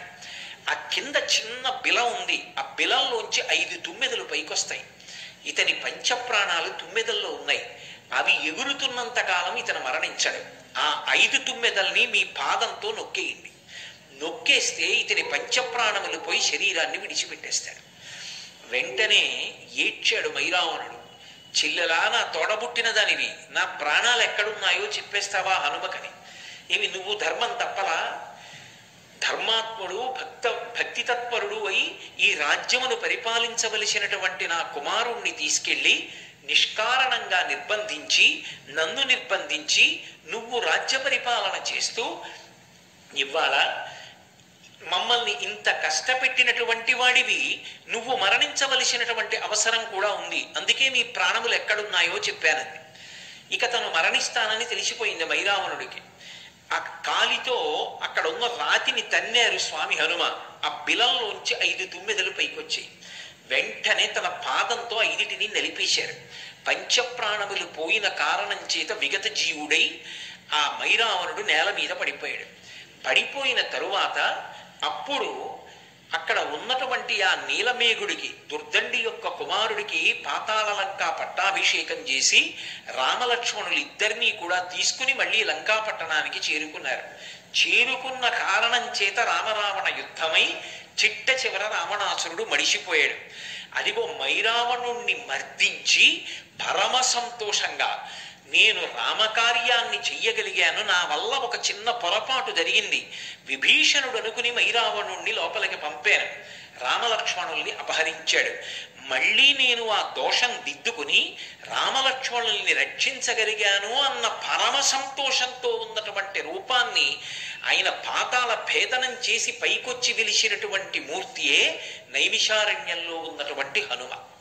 హనుమాన్ గాడి అని చెప్పి క్షేత్రం ఉన్నదే, అక్కడ ఉన్న స్వయంభూమూర్తి పెద్ద హనుమ ఉంటారు. ఆ హనుమ స్వయంగా మైరావణుణ్ణి మర్దించి పైకొచ్చినటువంటి స్వామి. ఈ మధ్యకాలంలో మనందరం నైమిషారణ్యం యాత్రకు వెళ్ళినప్పుడు ఆ హనుమాన్ గాడిలోనే ఉండి ఆ క్షేత్రంలోనే స్వామి హనుమ పాదాల చెంతన కూర్చుని మనం ఒక రోజున రామనామ సంకీర్తనం చేసి వచ్చేటటువంటి అదృష్టాన్ని మనకి కటాక్షించాడు. ఆ స్వామి యందు ఒక విచిత్రమైన లక్షణం ఉంటుంది. మూర్తిని ఇలా ముట్టుకుంటే, ఒక్కసారి ఇలా కళ్ళు మూసుకుని ముట్టుకుంటే నిజంగా ఎవరినో మనిషిని ముట్టుకున్నట్టే ఉంటుంది. కానీ అలా అంగీకరించారు, అలా ఏం ముట్టుకోనివ్వరు. అది దేవస్థానానికి సంబంధించిన వాళ్ళే ప్రతిరోజు సింధూరాన్ని అలదుతారు. మరి ఎందుకు పిలిచారో నాకు తెలియదు, కానీ అది స్వామి అనుగ్రహ విశేషమో ఏమో. నేను అక్కడ కూర్చుని ఉండగా అకస్మాత్తుగా నన్ను పిలిచి సింధూర పాత్ర ఇచ్చి మీరు కూడా ఇవాళ స్వామికి సింధూరం రాయండి అన్నారు. ఆ రోజున హనుమాన్ గాడిలో స్వామి శరీరానికి సింధూరం రాస్తూ ఉంటే నేను అనుభవించినటువంటి ఆ స్పర్శ సుఖం నా జీవితంలో నేను ఎన్నడూ మరిచిపోలేనటువంటి అనుభూతి. అంత అద్భుతమూర్తి, అంతటి మంగళప్రదుడు. హనుమ యొక్క క్షేత్రాలలో తప్పకుండా దర్శనం చెయ్యవలసిన క్షేత్రాలు 13 చెప్తారు. 13లో ఒక మహాద్భుత క్షేత్రం నైమిషారణ్యంలో ఉన్నటువంటి స్వామి హనుమ. అంత గొప్ప క్షేత్రంలో మనం ఆ స్వామిని దర్శించి అక్కడ రామనామ గానం చేసి రాగలగడం ఆ రామచంద్రమూర్తి యొక్క, సీతమ్మ యొక్క, స్వామి హనుమ యొక్క నిర్హేతుక కృపా కటాక్ష వీక్షణం. కాబట్టి హనుమ ఎక్కడ ధర్మ తత్పరులైన వారు ఉంటారో అక్కడక్కడ ఆయన అనుగ్రహ ప్రచోదనం ఉంటుంది. దుర్దండి ప్రార్థన చేసిందని వెళ్ళారా? దుర్దండి యొక్క కుమారుడైనటువంటి ఆ నీలమేఘుడు ప్రార్థన చేశాడని వెళ్ళారా? మైరావణుడు రామలక్ష్మణుల్ని అపహరించడం యథార్థానికి వాళ్ళు రక్షింపబడడానికి హనుమ అక్కడికి వెళ్ళి మైరావణుణ్ణి మర్దించాలి. అది జరగాలి అంటే దానికి ఏదో ఒక సన్నివేశం జరగాలి. అందుకు రామలక్ష్మణుల్ని అపహరించగలిగాడు తప్ప వేరొకలా సాధ్యమా? ఎక్కడ ధర్మం ఉంటుందో అక్కడ స్వామి హనుమ ఉంటారు. మీరు రామాయణంలో ఒక పెద్ద చమత్కారాన్ని చూసి ఉంటారు. వీటిని ప్రార్థనా శ్లోకాలుగా చెప్తారు హనుమ విషయంలో. గోష్పదీకృతమారాసిం వశకీకృత రాక్షసం రామాయణ మహామాలారత్నం వందే అనిలాత్మజం. రామాయణ మహామాలారత్నం. మాల అంటాం. మాల అంటే ఇదిగో ఇప్పుడు ఏదో నాకు మెడలో ఈ పుష్పమాల వేశారు. ఈ పుష్పమాల శోభస్కరంగా ఉంది. ఎందుకని అంటే ఇటువైపు నుంచి దండ, ఇటువైపు నుంచి దండ కట్టి మధ్యలో దీనికి ఈ పువ్వుల యొక్క మాలని మధ్యలో ఒక గుచ్ఛాన్ని అమర్చారు. ఇది రెండు వైపుల నుంచి వచ్చినటువంటి మాల కలుసుకున్న చోట శోభస్కరంగా సౌందర్యవంతంగా చేస్తుంది. అలా రామాయణము అనబడేటటువంటి మాల ఎక్కడ కలుసుకుందో అక్కడ హనుమ దాన్ని శోభస్కరం చేసేటటువంటి రత్నం. అది లేకపోతే ఆ మాలకు అందమే లేదు. మీరు ఎప్పుడైనా రామాయణం విషయంలో ఒక విశేషాన్ని గమనించండి. మహాత్ములు అని రామాయణంలో కీర్తింపబడడం సాధారణంగా ఎక్కడ అన్వయం అయిపోతుందంటే సీతారాములిద్దరికీ కూడా సంబంధించిన వారై సీతారాముల యొక్క హృదయాన్ని చూరగొన్న వారై సీతారాములు ఇద్దరి యొక్క బాహ్యంలో రామాయణంలో నరులుగా వచ్చారు కాబట్టి వాళ్ళ కష్టాన్ని తీర్చడంలోనో వాళ్ళిద్దరినీ కలపడంలోనో వాళ్ళిద్దరికీ మనశ్శాంతిని ఇవ్వడంలోనో ఎవరు రామాయణంలో ప్రధానమైనటువంటి స్థితిలో నిలబడ్డారో వాళ్ళు మహాత్ములుగా రామాయణంలో కీర్తింపబడతారు. మీరు గమనించండి. మొట్టమొదటి వ్యక్తి విశ్వామిత్రుడు. విశ్వామిత్రుడు శ్రీరామాయణంలో బాలకాండ ఒక్క దాంట్లోనే కనపడతారు. ఒక్క బాలకాండలోనే కనపడినప్పటికీ విశ్వామిత్రుడు అసలు సీతారాములు ఇద్దరినీ కలిపాడు. సీతా కళ్యాణం చేసినది ఎవరు అంటే విశ్వామిత్రుడే. విశ్వామిత్రుడే రామలక్ష్మణులు ఇద్దరినీ కూడా మిథిలా నగరానికి తీసుకెళ్ళాడు. శివధనుర్భంగం చేయించాడు. విశ్వామిత్రుడి కారణంగానే సీతమ్మ రాముడి పక్కకెళ్ళింది, రాముడు సీతమ్మ పక్కకు వచ్చాడు. సీతారామ కళ్యాణం జరగడానికి కారకుడైన వాడు బ్రహ్మర్షి విశ్వామిత్రుడు. ఆ విశ్వామిత్రుడు రామాయణంలో మహాత్ముడై శాశ్వతమైనటువంటి కీర్తి గణించుకున్నాడు. రెండవ వారు సీతారాములు ఎడబాటు పొందినప్పుడు మళ్ళీ సీతమ్మ తల్లి యొక్క క్షేమవార్త తెచ్చి రామచంద్రమూర్తికి చెప్పి రామచంద్రమూర్తి యొక్క క్షేమవార్త సీతమ్మ తల్లికి చెప్పి సీతారాముల యొక్క మనశ్శాంతికి కారకుడై మళ్ళీ సీతారాములు కలుసుకోవడానికి ప్రధానమైన వ్యక్తిగా శోభించినటువంటి వారు స్వామి హనుమ. అందుకే ఎప్పటికీ హనుమ మహాత్ముడుగా జగద్రక్షకుడుగా నిలబడిపోయారు. మూడవ వారు వాల్మీకి మహర్షి. వాల్మీకి మహర్షి శ్రీరామాయణ రచన అంతా చేయడం ఒకెత్తు. రామాయణంలో ఆయన కూడా ఒక వ్యక్తి, పాత్ర అనకూడదు. పాత్ర అంటే కాల్పనిక సాహిత్యం అయితే, అది ఏదో కల్పించి రచించిన గ్రంథం అయితే అందులో కల్పించి కూర్చబడినటువంటి ఒక వ్యక్తిని పాత్ర అంటారు. అది ఊహ చేత నిర్మింపబడింది తప్ప నిజంగా ఉన్నాడని కాదు. కానీ శ్రీరామాయణంలో వాల్మీకి మహర్షి వ్యక్తి, పాత్ర కాదు, ఊహాజనితం కాదు. యథార్థంగా వాల్మీకి మహర్షి రామాయణంలో ఒక వ్యక్తిగా ప్రవర్తించారు. ఆయన ధర్మానికి కట్టుబడినటువంటి రామచంద్రమూర్తి సీతమ్మని అరణ్యములకు పంపించవలసిన సందర్భం ఏర్పడితే సీతమ్మని తన ఆశ్రమంలో ఉంచుకొని ఆమెకి కలిగినటువంటి కుమారులకు నామకరణం చేసి వాళ్ళకి అస్త్రవిద్య నేర్పించి రామాయణాన్ని వీణ మీద పాడి గానం చెయ్యడం వాల్మీకి మహర్షియే లవకుశులకు ఉపదేశం చేశారు. మళ్ళీ చిట్ట చివర సీతమ్మ తల్లి యొక్క అవతార పరిసమాప్తికి పూర్వం సీతారాములిద్దరూ కలుసుకోవడానికి కారకులైనటువంటి వారు వాల్మీకి మహర్షి. అందుకే ఎక్కడెక్కడ రామాయణంలో సీతారాములు ఇద్దరినీ కలపడంలో ప్రధానమైనటువంటి వారై ఉంటారో, సీతారాముల ఇద్దరి యొక్క మనశ్శాంతికి కారకమైన వారై ఉంటారో అటువంటి వారు మహాత్ములై కీర్తింపబడతారు. స్వామి హనుమ అంత అద్భుతమైనటువంటి స్థితిలో రామాయణంలో సీతారాముల్ని కలిపారు.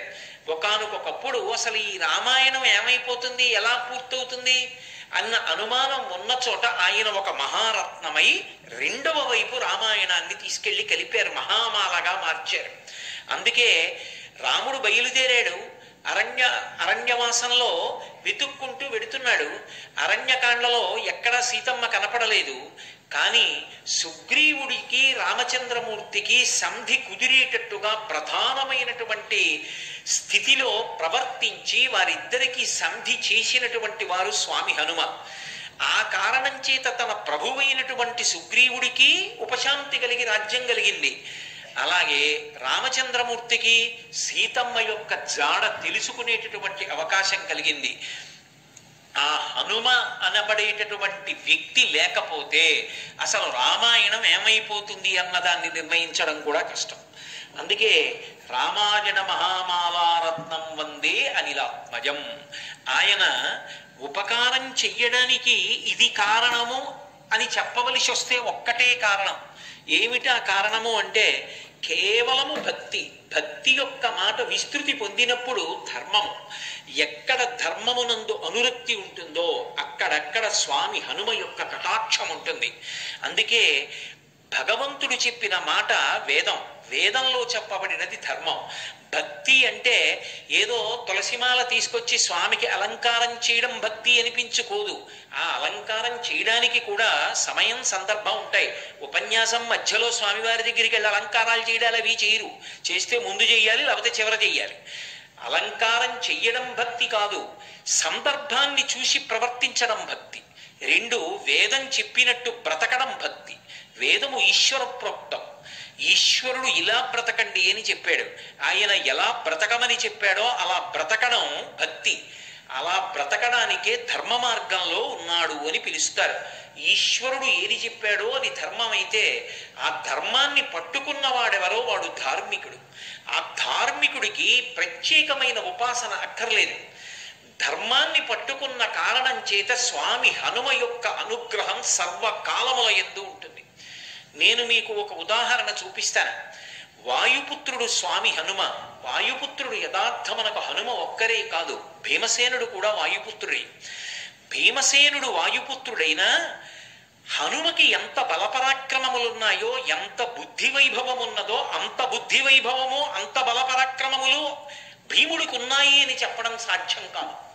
రెండు, వాయుపుత్రుడైనటువంటి భీముడికి ఉపాసన లేదు.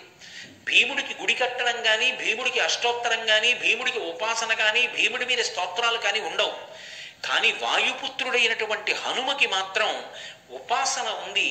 సర్వకాలముల యందు ఆయన్ని స్తోత్రం చేసి ఆయన్ని అనుగ్రహాన్ని పొందడానికి ప్రయత్నం చెయ్యడం అనేది లోకంలో ఉంది. ఎందుకని ఉంది అంటే కేవలము వాయుపుత్రుడైన కారణం చేత అంత బలవంతుడు కాడు. ఆయన తన నడవడి చేత అసలు అవతార ప్రారంభమునందే దేవతలందరి యొక్క విశేషానుగ్రహము చేత, తన బుద్ధిబలము చేత, గురువు యొక్క కటాక్షము చేత, సీతారాముల అనుగ్రహ బలం చేత, తన భక్తి చేత, తన యొక్క ధర్మం చేత, తన యొక్క త్యాగము చేత అంత వైభవోపేతమైనటువంటి స్థితిని సంతరించుకున్నారు. అందుకే అడగవలసిన అవసరం లేకుండా ధర్మం ఎక్కడ నిలబడాలో అక్కడ హనుమ యొక్క రక్షణ ఉంటుంది. అందుకే ధర్మాత్ములైన వారి జోలికి, పరమ భక్తులైన వారి జోలికి వెళ్ళి వాళ్ళ మనసు కష్టపడి వాళ్ళని ఇబ్బంది పెట్టే ప్రయత్నం చేశారనుకోండి, ఆయన మనసు కష్టపడనంత కాలం పర్వాలేదు. ఆయన కన్నుల నీరు కారిందనుకోండి, హనుమ ఆయన సంగతి చూడటం మొదలుపెట్టిన నాడు ప్రమాదాలు ఏర్పడతాయి. అందుకే హనుమ జోక్యం ఎందుకుంటుంది అంటే ధర్మం కోసం ఉంటుంది.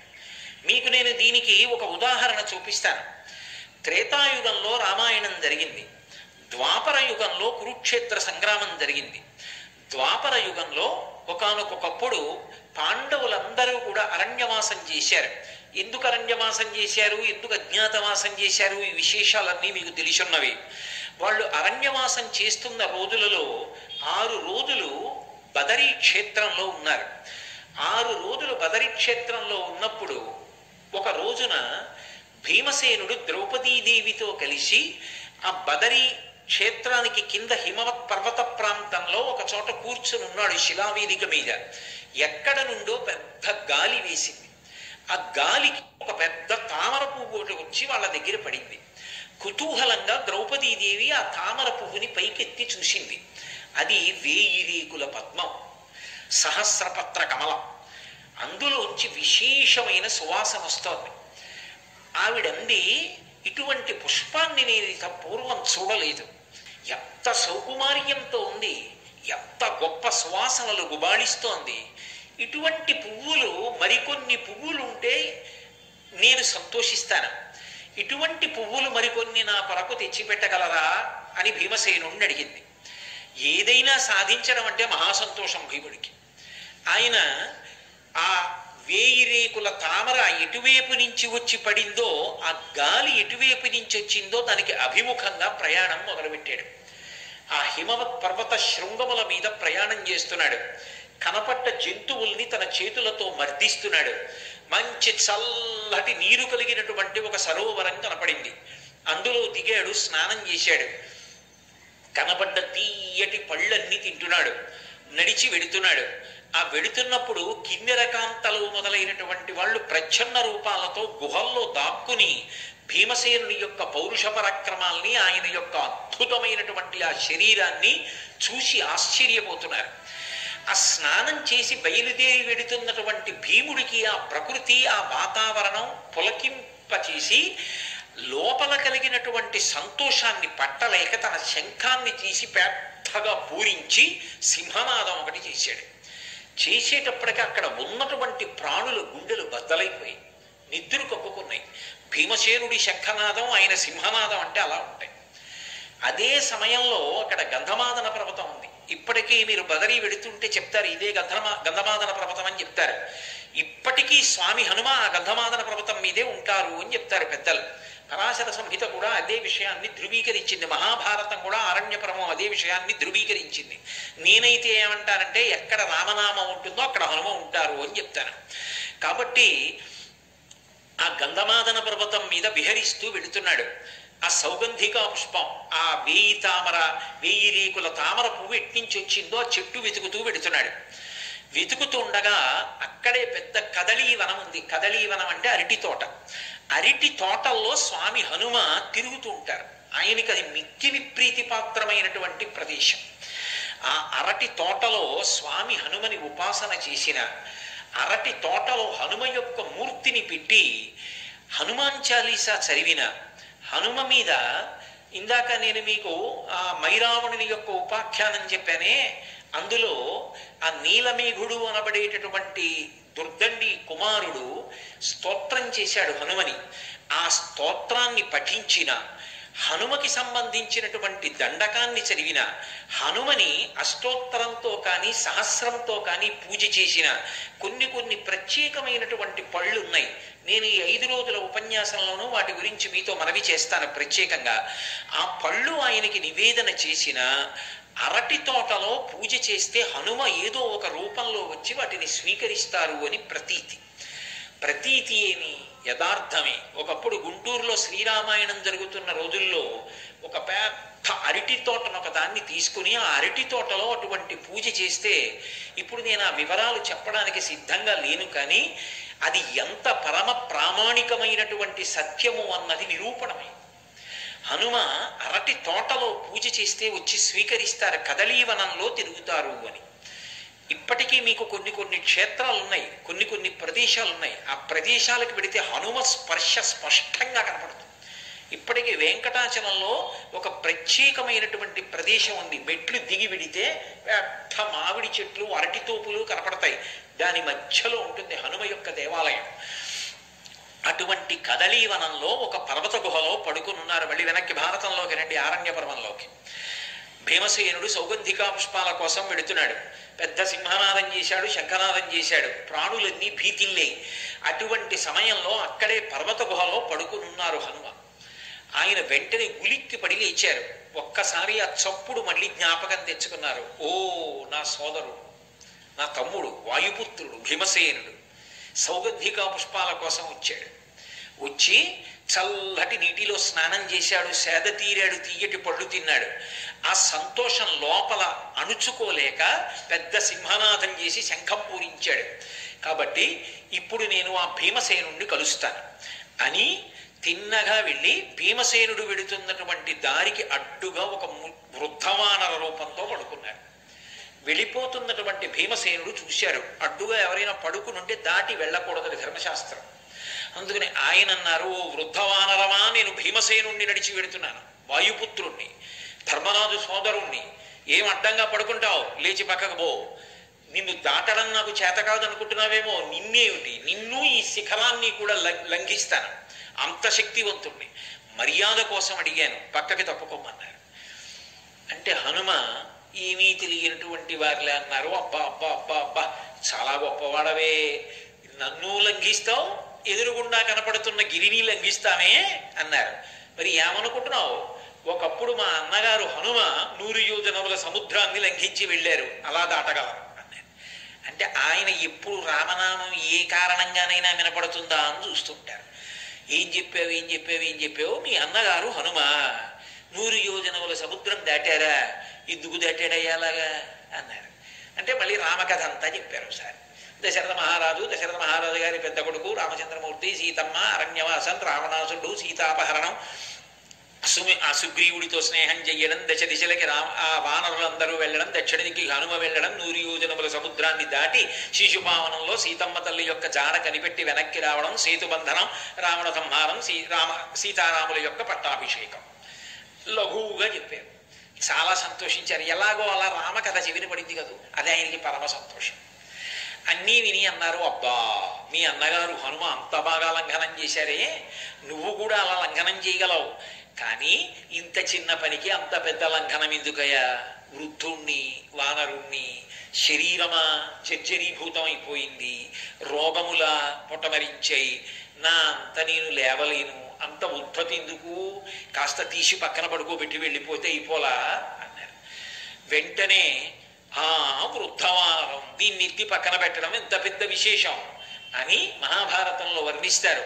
ఏపున 2 చేతులను ఇమ్మున పట్టి అమర్చి ఎత్తగా ఓపగా మొగ్గతిల్లబడి ఆయన కర్మజలార్ధ్రదేహుడై కాపురుషుండు ఓలి నిజగర్వము తక్కి ఊరుకుండే చింతాపురుడై వృకోదరుండు తద్దయు లజ్జనథోముఖంబుతోన్ అంటారు. 2 చేతులతోటి ఆ వానరాన్ని ఇలా పట్టుకుని హుప్పని ఎత్తడానికి ప్రయత్నం చేశారు. ఏపున 2 చేతులను ఇమ్మున పట్టిన మర్చి ఎత్తగా, ఇలా పైకి ఎత్తుదామని ఒక్కసారి హుప్పని ఇలా అనేటప్పటికీ ఆ వానరం పైకి లేవడం మాట దేవుడెరుగు, ఓపగా మొగ్గతిల్లబడి ఆయన మీద బోర్లా పడిపోయారు. పడిపోయి కర్మజలార్ధ్రదేహుడై ఒళ్ళంతా చెమటలు పట్టేసి తడిసిపోయింది, ఒళ్ళు తడిసిపోయి కాపురుషుండు ఓలే నిజగర్వము దక్కి ఎనంగియుండే చింతాపరుడై వృకోదరుండు తద్దయులజ్జనధోముఖంబుతోన్. ఆయన యొక్క గర్వమంతా అణిగిపోయింది భీమసేనునికి. అణిగిపోయి ఏమిట్రా ఈ వానరం, దీన్ని ఎత్తలేకపోయాను సరిగదా, బోర్లా పడిపోయానని సిగ్గుపడిపోయి తలదించుకుని నిలబడి, అయ్యా నువ్వెవరో మహాత్ముడవు, సామాన్యుడివి కావు, నన్ను పరీక్షించడానికి వచ్చినటువంటి మా అగ్రజులు హనుమయ లేకపోతే మహర్షుల దేవతల, నాకు యథార్థం చెప్పండి అన్నారు. అప్పుడు స్వామి హనుమ, నేను నీ అగ్రజున్నయా, నేను హనుమని, నీ యొక్క శక్తిని పరిశీలనం చేద్దామని ఈ మాట అన్నాను అంటే ఎంతో సంతోషించి 2 చేతులు కైమోడ్చి నమస్కరించి, అయ్యా మీకు అన్ని విషయాలు తెలుసు, 4 యుగముల యొక్క లక్షణాలు ఎలా ఉంటాయో, 4 యుగాలలో ధర్మ సంస్థాపన ఎలా జరిగిందో ఆయా యుగ లక్షణములను చెప్పమని అడిగారు. అడిగితే సంగ్రహంగా 4 యుగాలు, 4 యుగాలలో శ్రీ మహావిష్ణువు స్వీకరించేటటువంటి అవతారాలు, వాటి యొక్క వర్ణములు, ఆ ధర్మ సంస్థాపన క్రమాన్ని మహానుభావుడైనటువంటి హనుమ ఉపదేశం చేశారు. చేసిన తరువాత భీమసేనుడు ఒక కోరిక కోరారు. అన్నగారు నాకొక్క కోరిక, ఆనాడు మీరు పరమ భయంకరమైనటువంటి రూపాన్ని చూపించారు రామరావణ సంగ్రామంలో, ఏది ఇంకొక్కసారి మీరు అటువంటి రూపాన్ని నాకు చూపించండి, దర్శనం చేస్తానన్నారు. ఎప్పుడో జరిగిన రూపం ఇప్పుడు ఎందుకు లేవయా, ఊరుకో అన్నారు. కాదు కాదు చూడవలసింది, సరే చూపిస్తాను చూడమని మేరుమందర సంకాశౌ భవౌదీప్తామలప్రభ, మేరు పర్వతం ఎలా ఉంటుందో అలా పెరిగిపోవడం మొదలుపెట్టారు. పెరిగిపోతే ఆయన రూపం 10 దిశలు నిండిపోయింది. నిండిపోతే ఇంతటి ధైర్యశాలి అయినటువంటి భీముడు గజ గజ ఉనికిపోయాడు ఆ రూపాన్ని చూసి. ఉనికిపోయి ఇక చూడలేక రెండు చేతులతో కళ్ళు మూసేసుకుని అలా కళ్ళు మూసుకుని రెండు చేతులు ఎత్తి నమస్కారం చేసి, నేను చూడలేకపోతున్నాను ఈ రూపాన్ని, నాకు భయం వేస్తోంది, ఉపసంహారం చేసేయండి అన్నాడు. అంటే ఉపసంహారం చేశారు. ఉపసంహారం చేసి మళ్ళీ వృద్ధవానరం ఎలా ఉంటుందో అలా కనపడ్డాడు. కనపడి, ఇది నువ్వు చూపించమన్నావని చూపించినటువంటి రూపం, శత్రువీరులు ఎదురు నిలబడినప్పుడు దీనికి రెండింతలు పెరుగుతుంది నా శరీరం. అటువంటి రూపాన్ని చూడడమే సాధ్యం కాదు.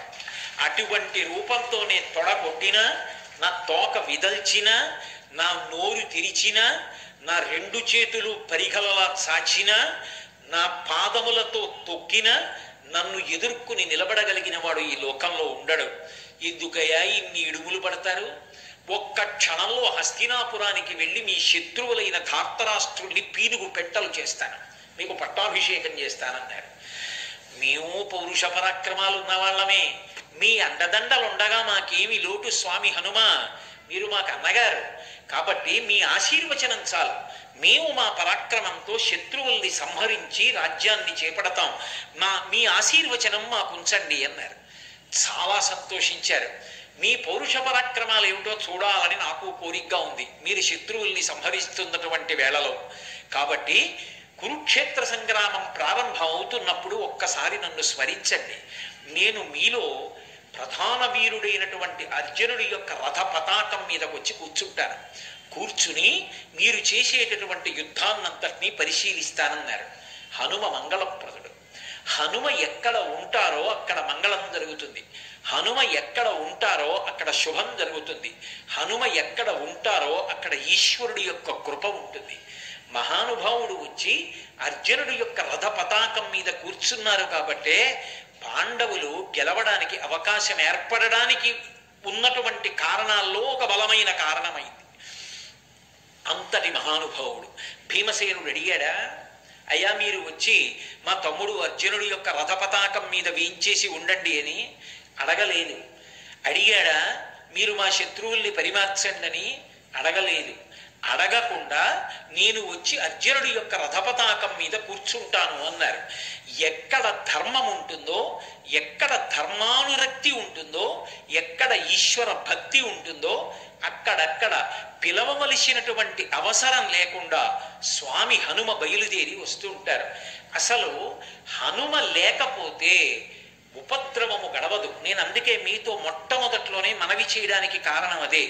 ప్రతిరోజు ఒక్కసారి సంధ్యాకాలంలో ఆకాశాన్ని దర్శనం చేసి నమస్కరించినటువంటి వాడికి ఉపద్రవములు తొలగి ఎలా మంగళాన్ని పొందుతాడో అలాగే ప్రతిరోజు ఒక్కసారి స్వామి హనుమ వంక చూసి నమస్కారం చేసినటువంటి వాడు ఉపద్రవముల నుండి గట్టెక్కుతాడు. అది ఎంత మహోపద్రవం అవనివ్వండి, గట్టెక్కడానికి స్వామి హనుమ కారణమవుతాడు. ఆయన గట్టెక్కిస్తారు. ఆయన యొక్క శక్తి అటువంటిది. మీకు నేను రామాయణంలోంచే ఈ మాట అన్నందుకు ఒక సందర్భాన్ని నిరూపణం చేస్తాను. రామాయణంలో రామరావణ యుద్ధం అయిపోయింది, రావణాసురుడు మరణించాడు, సీతారాములకు పట్టాభిషేకం అయిపోయింది, రామచంద్రమూర్తి సంతోషంగా పరిపాలన చేస్తున్నారు. అగస్త్యాది మహర్షులు ఒకసారి అయోధ్యానగరానికి విజయం చేసి రామదర్శనాన్ని అపేక్షించారు. రాముడు వారిని లోపలికి ప్రవేశపెట్టి అర్ఘ్యపాద్యాదులిచ్చి పూజించి ఉచితాసనముల మీద కూర్చోబెట్టి ఒక ప్రశ్న వేశాడు. రావణాసురుడు అంతటి అరివీర భయంకరుడు ఎలా కాగలిగాడు అని అడిగాడు. అడిగితే అగస్త్య మహర్షి ఒక మాట చెప్పారు, రామ నిజానికి రావణాసురుడు కాదు అంత శక్తివంతుడు, రావణాసురుడి కన్నా శక్తివంతుడు, రావణాసురుడి కన్నా కొన్ని కోట్ల రెట్ల ప్రమాదకారి పరమ భయంకరుడు ఇంద్రజిత్తు. ఆ ఇంద్రజిత్తు మరణించడం రామాయణంలో పెద్ద మలుపు.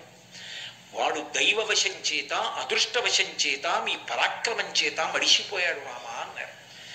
ఏమిటా ఇంద్రజిత్ విశేషం నాకు చెప్పవలసింది అని అడిగారు రామచంద్రమూర్తి. అప్పుడు చెప్పారు అగస్త్య మహర్షి, చాలా చిన్న వయస్సులో కృష్ణాజినం కట్టుకుని యజ్ఞోపవీతం వేసుకుని శిఖతో ఉండగా అంత చిన్న వయస్సులో 7 యజ్ఞాలు చేశాడు. అవి ఒకటి కాదు, అశ్వమేధము, వాజపేయము, పౌండరీకము ఇటువంటివి 7 పూర్తి చేశాడు. 7వది మహేశ్వర ప్రీతి కొరకు చేశాడు. 7 యజ్ఞములు అనితర సాధ్యమైన రీతిలో పూర్తి చేసి అంత బంగారం దానం చేశాడు. చేస్తే పరమేశ్వరుడు ప్రత్యక్షమయ్యాడు. నీకేం కావాలని అడిగాడు. నాకు తామసీ విద్య కావాలన్నాడు. తామసీ అంటే ఆ వ్యక్తి యుద్ధానికి బయలుదేరితే చీకట్లు సృష్టిస్తాడు. కటిక చీకటి అయిపోతుంది. ఆ కటిక చీకట్లో వ్యక్తి ఎక్కడున్నాడో ఎవరికీ తెలియదు. ఆయన యొక్క నిలబడిన ప్రదేశం ఎవరికీ గుర్తించడానికి యోగ్యంగా ఉండదు, ఎవరికీ తెలియడు. ఆ చీకట్లో ఉంటాడు. రథం కూడా దివ్య రథం ఉంటుంది. అది ఈశ్వర ప్రసాదంగా వచ్చిన దివ్య రథం. దాని గుర్రాలు అంతే, అక్షయబాణ తునీరాలు అంతే. అందులో ఉండి చీకట్లోంచి మేఘముల చాటు నుంచి బాణాలు విడిచిపెడతాడు. ఎంతమందినైనా పడగొడతాడు. అసలు బాణం ఎక్కువ పెట్టడానికి ఎక్కడున్నాడో తెలియదు ఎవరికి. అటువంటి గుర్రాన్ని, అటువంటి గుర్రాల్ని, అటువంటి రథాన్ని, అటువంటి అక్షయబాణ తూణీరాల్ని, తామసీ విద్యని పొందాడు. పొంది రావణాసురుడి యొక్క ఆశీర్వచనాన్ని పొందాడు. ఒకప్పుడు రావణాసురుడు స్వర్గలోకం మీదకి దండయాత్ర చేసి దేవేంద్రుడితో యుద్ధం చేశాడు. దేవేంద్రుణ్ణి ఇంకా గెలవలేదు, కానీ బడలిపోయాడు.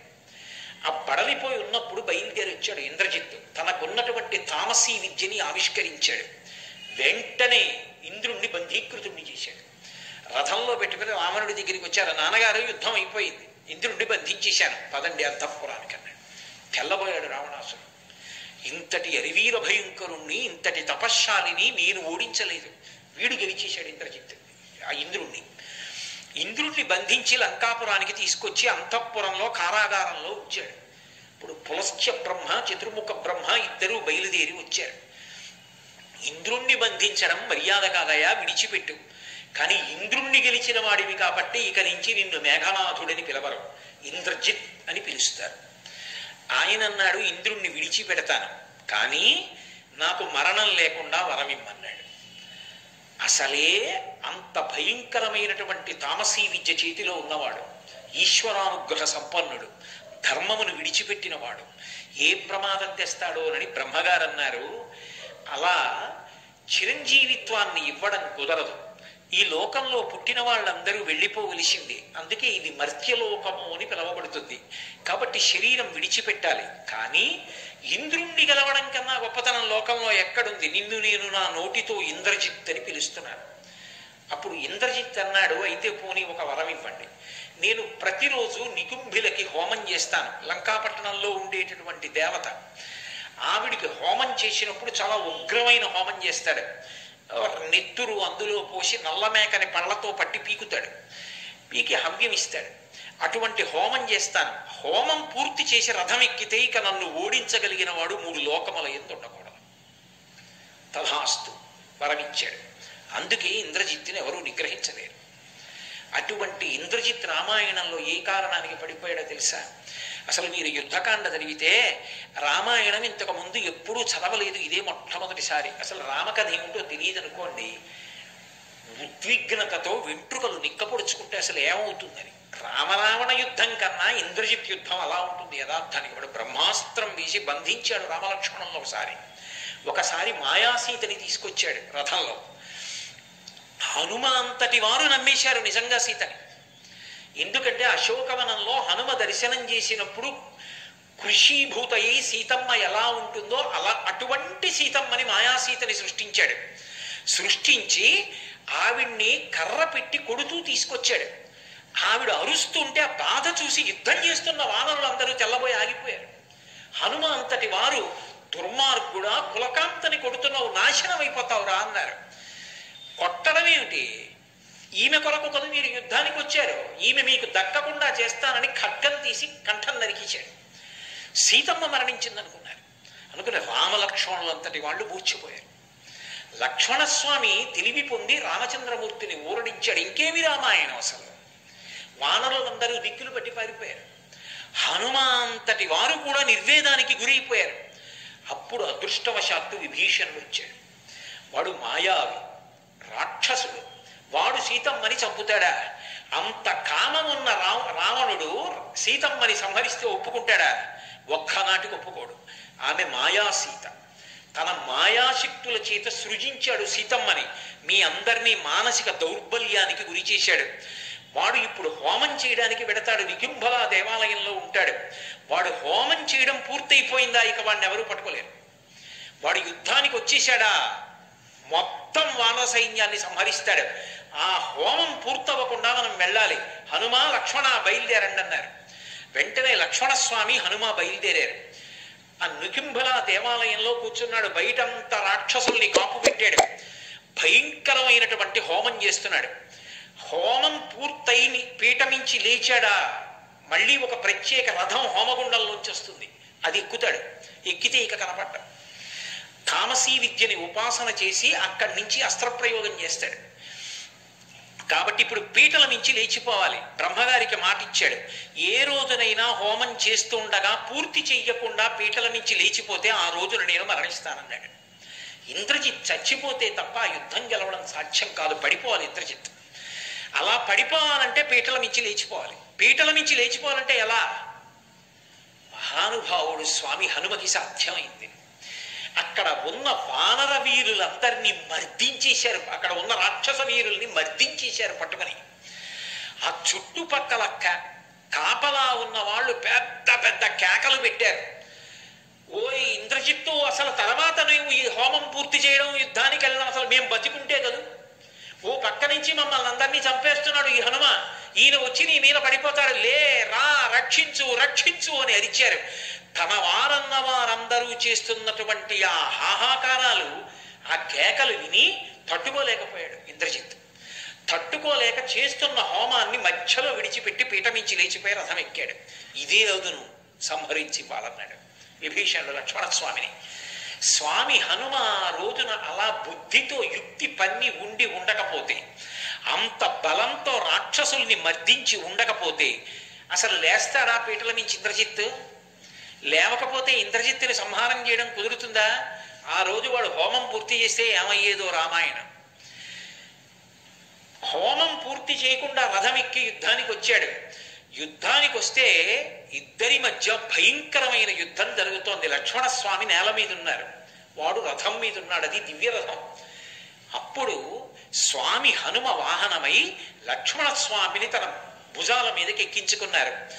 ఎక్కించుకున్న నాడు ఆ హనుమని బాణములు పెట్టి కొడితే పూచిన మోదుగు చెట్టులా అయ్యారు. అయినా సరే రామకార్యం కోసం, రాముడి కోసం, ధర్మం కోసం, తనని నమ్ముకున్న వానరుల కోసం, తమ ప్రభు అయిన సుగ్రీవుడి కోసం లక్ష్మణస్వామిని వహించారు. భయంకరమైనటువంటి యుద్ధం ఇద్దరికి మధ్య జరిగింది. అంత భయంకరమైనటువంటి యుద్ధం జరిగితే ఆ యుద్ధంలో చిట్ట చివరికి రౌద్రాస్త్రాన్ని ప్రయోగించాడు. రథాన్ని పడగొట్టాడు, సారథిని పడగొట్టాడు. చిట్ట చివరికి ఇంద్రజిత్తు ఇవన్నీ పోయినా సరే చేతిలో ఖడ్గాన్ని పట్టుకొని వేరొక ధనస్సు తీసుకుని లక్ష్మణస్వామి మీదకి యుద్ధానికి వచ్చాడు. ఐంద్రాస్త్రాన్ని ప్రయోగించి రామాయణానికి మూలమంత్రం అంటారు. ధర్మాత్మ సత్యసంధశ్చ రామో దాశరథిర్యది పౌరుషీచా ప్రతిద్వంద్వశరైనం జహిరావణిం. ఈ మాటలు చెప్పి రావణుని యొక్క కుమారుడైన ఈ ఇంద్రజిత్తు మరణించుగాక అని బాణప్రయోగం చేస్తే అప్పుడు ఇంద్రజిత్తు యొక్క శిరస్సు ఛేదింపబడింది. స్వామి హనుమ లేకపోతే అసలు ఆ ఇంద్రజిత్తు సంహారం చెయ్యడం అనేటటువంటిది అంత తేలికగా జరిగి ఉండేదా అనే ఆలోచన చేస్తే అసలు అది అంత తేలికగా జరిగేటటువంటి కార్యం కానే కాదు. మహానుభావుడైనటువంటి హనుమ ఆర్తత్రాణపరాయణుడై ఎక్కడ ఎవరు ఎలుగెత్తి హనుమాని పిలవనివ్వండి, పరమ సంతోషంతో పరుగు పరుగున వచ్చి కాపాడతారు. ఆయన్ని పిలవక్కర్లేదు, ఆయన పేరు పెట్టి రామనామం చెప్తే చాలు పరమ ప్రసన్నుడైపోతారు. అందున ఆశ్చర్యం ఏమిటంటే సంవత్సరం మొత్తం మీద తప్పకుండా రామనామం కంఠ ఉన్నందుకు గళమెత్తి చెప్పవలసిన రోజు ఏదైనా ఉంటే ఇవ్వాలే. మార్గశిర మాసంలో వచ్చినటువంటి శనివారం. ఈ శనివారం నాడు ఎవరు రామనామ సంకీర్తనం చేస్తారో వాళ్ళందరికీ కూడా హనుమ యొక్క కృప విశేషంగా కలుగుతుంది. అంతటి మహానుభావుడు. ఒకరినేమి, ఆయన ఒకానొకనాడు తరిగొండ వెంగమాంబ గారిని రక్షించలా. తల్లి ఎక్కడో తరిగొండలో పుట్టారు, తిరుకొండ చేరుకున్నారు. తిరుకొండ తిరుమల, తరిగొండ వెంకటాచల క్షేత్రానికి దగ్గరలోనే ఉంటుంది. నరసింహస్వామి బిడ్డలు లేకపోతే కానాల కృష్ణయ్య మంగమ్మ అనేటటువంటి దంపతులు వెంకటాచలంలో వెంకటేశ్వర స్వామి వారిని ఉపాసన చేస్తే ఆయన అనుగ్రహంగా పుట్టింది. అందుకని వెంకమ్మ అని పేరు పెట్టుకున్నారు.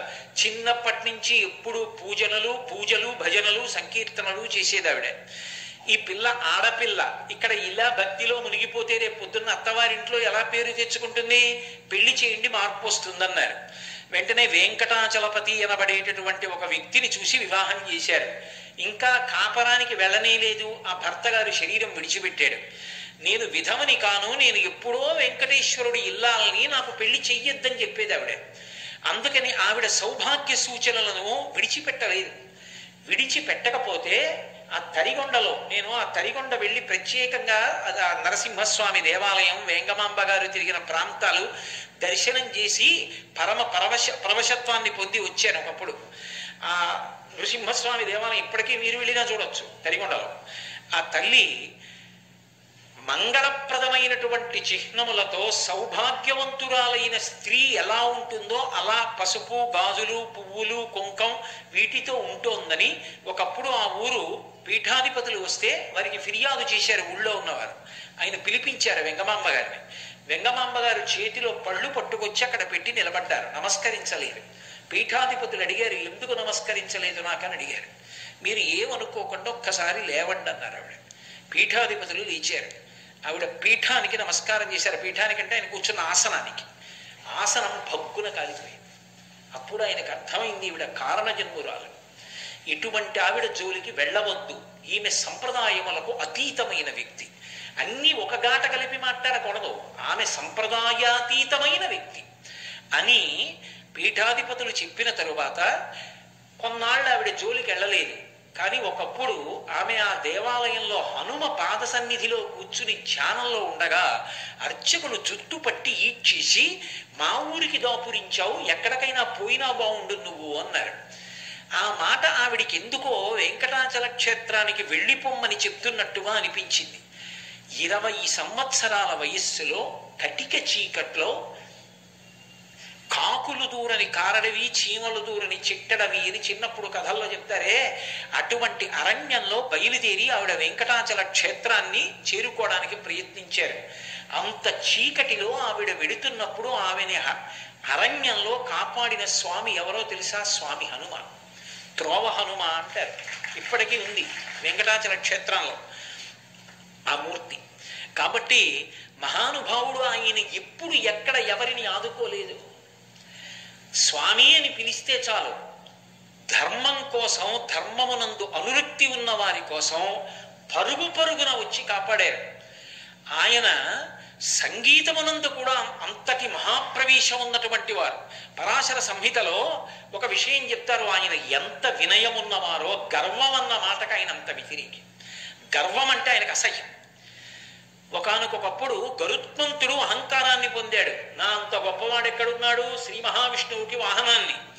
ఎటువంటి వారినైనా నా ముక్కుతో చీల్చి చెండాడగలను, నా రెక్కలతో కొడతాను, నా పాదములతో గోళ్లతో చీల్చేస్తానని గమనించాడు కృష్ణ భగవానుడు. ఒకేసారి గరుత్మంతుడికి సత్యభామకి కూడా గర్వభంగం చెయ్యాలనుకున్నాడు. గరుత్మంతుడిని పిలిచి, ఓ వైనతేయ, నువ్వు వెంటనే వెళ్ళి అదిగో గంధమాదన పర్వతం మీద పర్వత గుహలో పడుకుని ఉన్నారు హనుమ, నేను పిలుస్తున్నానని చెప్పి వెంటనే తీసుకురా అన్నారు. హనుమని తీసుకురావడం పెద్ద విషయం ఏమిటి? ఉత్తర క్షణంలో బయలుదేరి వెళ్ళారు గరుత్మంతుడు మంచి అతిశయంతో. అక్కడ గుహలో యోగనిష్టలో ఉన్నారు. ఆ కుంభకం చేసి యోగనిష్టలో ఉండగా వెళ్ళి హనుమా హనుమా అని పిలిచారు. పలకలేదని కోపం వచ్చి ఆయన నాసారంధ్రములోకి తన ముక్కు పుటాన్ని చేర్చి పొడిచారు. ఆయనకి కించిత్ ధ్యానభంగం అయింది. ఆయన చెవి దగ్గరికి వచ్చి అరిచారు. హనుమ చెవి దగ్గరికి వచ్చి ఆయన మెల్లిగా బహిర్ముఖులై, యోగాభ్యాసంలో ధ్యానంలో సమాధి స్థితిలో ఉన్నవాడు ఒక్కసారి బహిర్ముఖుడు కాకూడదు, మెల్లమెల్లగా బహిర్ముఖుడు కావాలి. అందుకని మళ్ళీ ప్రాణాయామంతోనే బహిర్ముఖులు అవుతారు. అందుకని ఈ వైనతేయుడైన గరుత్మంతుడికి గర్వం అణచాలని ఆయన ఒక ముక్కురంధ్రాన్ని పూసి ప్రాణాయామం కోసమని ఒక ముక్కురంధ్రం మూసి ఒక ముక్కురంధ్రంతో గట్టిగా ఊపిరిలాగారు. ఆ ఎదురుగుండా ఉన్నటువంటి గరుత్మంతుడు ఎగిరి వచ్చి ఆయన ముక్కు రంధ్రాన్ని కట్టుకున్నాడు. ఈ రంధ్రం ఇలా వదిలిపెట్టేస్తే గరుత్మంతుడు కింద పడ్డాడు. ఇలా మూసి మళ్ళీ ఈ రంధ్రంతో గట్టిగా గాలి విడిచిపెట్టారు, పీల్చిన గాలిని. ఆ గాలికి ఎగిరి ఎక్కడో వెళ్ళి పడ్డాడు. మళ్ళీ ఇలా పీల్చారు, మళ్ళీ వచ్చి ముక్కు కట్టుకున్నాడు. అయ్యబాబో ఇదే బలం, ఇదేం బలం, ఊపిరి పీలిస్తేనే ఇలా ఉందనుకున్నాడు. అడిలిపోయి ఆయన ఊపిరిని యథాస్థితికి తెచ్చిన తర్వాత పైకి ఎగిరిపోయి చూస్తున్నాడు. ఇలా కాదు, ఈయన్ని ఎత్తుకుపోతాను, నా రూపాన్ని పెంచని పెద్ద పెద్ద రెక్కలు పెంచాడు. హనుమ తన తోక పెంచి ఆకాశాన్ని చుట్టారు, వాలాన్ని. గరుత్మంతుడు ఆగ్రహించి తన ముక్కుతో దానికి ఛిద్రం చేయబోయాడు, పొడవబోయాడు. వెంటనే తన తోకతోటి గరుత్మంతుణ్ణి చుట్టారు. చుట్టి బంధించి గిర్ర గిర్ర గిర్ర గిర్ర తిప్పి ఆకాశంలో విసిరేశారు. విసిరేస్తే పాలసముద్రం పక్కన ఉన్న కొండ మీద వెళ్ళి పడ్డాడు. పడి అక్కడి నుంచి శరీరం అంతా భిన్నమైపోయి పాలసముద్రంలో మునిగాడు. మళ్ళీ పూర్వ తేజస్సు వచ్చింది. చేతులు కట్టుకుని అత్యంత వినయంగా శ్రీకృష్ణ భగవానుడి దగ్గరికి వెళ్ళాడు. ఏమి హనుమ, ఏమి గరుత్మంతా తీసుకురమ్మన్నాను, హనుమని ఎందుకు తీసుకురాలేదన్నారు. ఏమీ తెలియనట్టు కృష్ణ పరమాత్మ. ఆయన ఏదో ధ్యానంలో ఉన్నాడు, మహానుభావ తీసుకురావడం కష్టమైంది, పలకట్లేదు. నా ఆజ్ఞ అని చెప్పు, సీతారాములు పిలుస్తున్నారని చెప్పు, వెంటనే వస్తాడు, వెళ్ళు, భయం లేదన్నారు. ఈసారి వెడితే రావడం ఉంటుందా, అనుమానం వచ్చింది గరుత్మంతుడికి. సరే ఆయన ఆజ్ఞ, వినయంగా వెళ్ళు, గర్వంతో వెళ్ళకు, నేను రమ్మన్నాను కదా, నేను పిలుస్తున్నాను కదా అని చెప్పి ఊరిగా హనుమా హనుమాని కేకలేకు. పరమ వినయంతో చేతులు కట్టుకుని తల వంచుకొని, స్వామి మిమ్మల్ని సీతారాములు పిలుస్తున్నారని చెప్పు, వస్తారన్నారు. తిన్నగా హనుమ ఉన్న గుహ దగ్గరికి వెళ్ళారు. వెళ్ళి గరుత్మంతుడు చేతులు కట్టుకుని ఈసారి ఎంతో వినయంతో స్వామి హనుమా హనుమా అని పిలిచారు. ఏమి అన్నారు. పళ్ళు తీసుకెళ్ళి అక్కడ పెట్టి నమస్కారం పెట్టారు. అంజలి ఘటించి సీతారాములు పిలుస్తున్నారన్నారు. ఒక్కసారి పైకి లేచారు. సీతారాముల పద ఎక్కడున్నారన్నారు. ముందు వైనతేయుడు ఎడుతున్నాడు, వెనకాతల హనుమ వచ్చారు. ఇంతలో కృష్ణ భగవానుడు అన్నాడు, పక్కన సత్యభామ కూర్చునుంది. సత్యభామ సత్యభామ, హనుమ వస్తున్నారు, పక్కన సీతమ్మని తప్ప ఒప్పుకోరు, నేను రాముడిగా మారిపోతున్నాను, నువ్వు సీతమ్మగా మారిపో అన్నారు. నేనెక్కడ మారిపోతాను సీతమ్మగా? అలా సీతమ్మే కావాలంటే కావాలనమనండి, నేను కృష్ణుడిగా ఉన్నాను, సత్యభామని చెప్పండి. అయినా అలా ఎవరు మారుతారు? రుక్మిణీదేవి మారుతుంది అన్నాడు కృష్ణ భగవానుడు. ఆవిడికి మరీ ఆగ్రహం వచ్చింది. అబ్బా, రుక్మిణీదేవి సీతమ్మ అయిపోగలదే, అయితే రుక్మిణీదేవిని పిలిచి కూర్చోబెట్టుకోండి, మారుతుందేమో చూద్దాం. రుక్మిణీదేవి మారలేదని ఆవిడ ఆశ. ఆయన వెంటనే వచ్చేస్తున్నారు, స్వామి హనుమ రా రా రుక్మిణి రా అని పక్కన కూర్చోబెట్టుకున్నారు. అనగా ఆదిలక్ష్మి అయిన రుక్మిణి తోడ క్రీడ సల్పుచున్న కృష్ణ చూచి కదూ, ఆవిడ ఆదిలక్ష్మి, ఆవిడే ఆదిలక్ష్మి, ఆవిడే ఒకప్పుడు సీతమ్మగా వచ్చింది. శ్రీరమ సీతగాక నిజ సేవక బృందము వీర వైష్ణవాచార జనంబుగాక విరజానది గౌతమిగాక వికుంఠమున్నారయ భద్రశైల శిఖరక్రముగాక వసించు చేతనోద్ధారకుడైన విష్ణుడవు దశరథి కరుణాపయోనిధి అంటారు అపరాధ గారు. రుక్మిణీదేవి సీతమ్మగా మారిపోయింది. కృష్ణ భగవానుడు రాముడైపోయాడు. హనుమ గబగబా లోపలికి వచ్చారు. రామా రామా రామా, పరమ సంతోషం. ఆయన చుట్టూ ప్రదక్షిణం చేసేశారు. ప్రదక్షిణాలు చేసి ఆయన కాళ్ళ మీద పడిపోయి నమస్కారం చేశారు. వెంటనే ఆ సీతమ్మ మెళ్ళలోంచి హారాన్ని తీసి రాముడికి ఇచ్చింది. రాముడు ఆ హారాన్ని తీసి హనుమకిచ్చి, హనుమ ఎప్పుడు ఈ హారాన్ని పక్కన పెట్టకు, మెడలో వేసుకో, తప్పకుండా వేసుకుంటానని మెడలో వేసుకున్నారు. కొన్ని పళ్ళిచ్చి, హనుమ చాలా సంతోషం, నువ్వు మళ్ళీ యథేచ్ఛగా గంధమాదన పర్వతాన్ని చేరుకుని నీ గుహలో కూర్చుని ధ్యానం చేసుకో. హే భగవన్, మీరు మళ్ళీ సీతారాములుగా దర్శనమిచ్చారు, పరమ సంతోషం అని సంతోషపడిపోయి భజన చేసుకుంటూ ఎగురుకుంటూ హనుమ వెళ్ళిపోయారు. అటు సత్యభామ ఇటు గరుత్మంతుడు కూడా అతిశయం ఎంత చెడ్డదో తెలుసుకున్నారు. అప్పుడు చెప్తారు పరాశర సంహితలో, ఆయన పాట పాడుతూ నృత్యం చేస్తే అంత అద్భుతంగా పాట పాడుతూ నృత్యం చేస్తారట. అందుకే హనుమ గొప్ప గాయకుడు. ఇవాళ మీతో నేను ఒక విషయాన్ని ప్రస్తావిస్తున్నాను. విజయనగరంలో ఒక చిన్న దేవాలయం ఉంది, మీరు కూడా వెడితే తప్పకుండా చూడండి. అందులో హనుమ ఉంటారు, మీరు ఎక్కడ చూడనటువంటి మూర్తిని. తాళం వాయిస్తూ సంగీతం పాడుతూ పరమ సంతోషంతో నృత్యం చేస్తూ ఉంటారు ఆయన. ఒకప్పుడు భారతదేశానికి ఎనలేని ఖ్యాతి తీసుకొచ్చి తన నేపథ్యగానంతో కొన్ని వేల పాటలు పాడి అజరామరమైన కీర్తి సంపాదించి భగవద్గీతని కృష్ణ భగవానుడే చెప్తున్నాడా అన్నట్టుగా భగవద్గీత పాడి ఇప్పటికీ కీర్తి శరీరుడి వెంకటాచలంలో ఎవరి యొక్క పాట వినపడుతూనే ఉంటుందో అటువంటి ఘంటసాల వెంకటేశ్వరరావు గారు ఆ మహానుభావుడు 4 ఇళ్ల దగ్గరికి వెళ్ళి వాళ్ళు పెట్టినటువంటి అన్నం తిని వచ్చి పడుకోవడానికి చోటు లేక ఆ దేవాలయంలో పడుకునేవారు. ఇప్పటికీ పెద్దలు అంటారు, అక్కడ పడుకునుండగా ప్రతిరోజు రాత్రివేళ సంకీర్తన చేస్తారట హనుమ రామచంద్రమూర్తి మీద. మీరు ఇప్పటికీ వెడితే చూడొచ్చు. అది నేను ప్రత్యేకంగా దాని ఫోటో తెచ్చుకున్నాను కూడా. అసలు నేను ఇప్పటి వరకు ఎక్కడ చూడవా, ఒక్క విజయనగరంలోనే ఉంది ఆ మూర్తి. అక్కడే ఘంటసాల గారి పెద్ద విగ్రహం పెట్టారు. ఎక్కడ తను పడుకోవడానికి చోటు లేక ఇల్లు లేక గుడిలోకి వచ్చి పడుకున్నారో అక్కడే తరువాత ప్రపంచ ప్రఖ్యాతిని ఆర్జించినటువంటి ఘంటసాల వెంకటేశ్వరరావు గారు కచేరీ చేశారు అక్కడే కూర్చుని. అది విచిత్రం. మహానుభావుల జీవితాలు అలా ఉంటాయి. వాళ్ళు ఏం దాచుకోరు, అతిశయాలకి పోరు. ఏ రాత్రి వేళ బహుశా సంకీర్తన చేస్తున్నటువంటి హనుమ ఆ ఘంటసాల గారికి దర్శనమిచ్చారో, ఏ హనుమత్ కటాక్షాన్ని పొందారో, మహానుభావుడి కంఠం అమృత ధార అయింది. ఇప్పటికీ ఇన్నేళ్ళైపోయింది, ఘంటసాల గారు తెలియని వ్యక్తి ఉంటాడా? మహానుభావుడు అంతటి స్థాయిని పొందారు అంటే హనుమ యొక్క అనుగ్రహ విశేషం. అటువంటి మహానుభావుడు హనుమ. భక్తి ధర్మము ఎక్కడ ఉంటాయో అక్కడ ఆయన అనుగ్రహం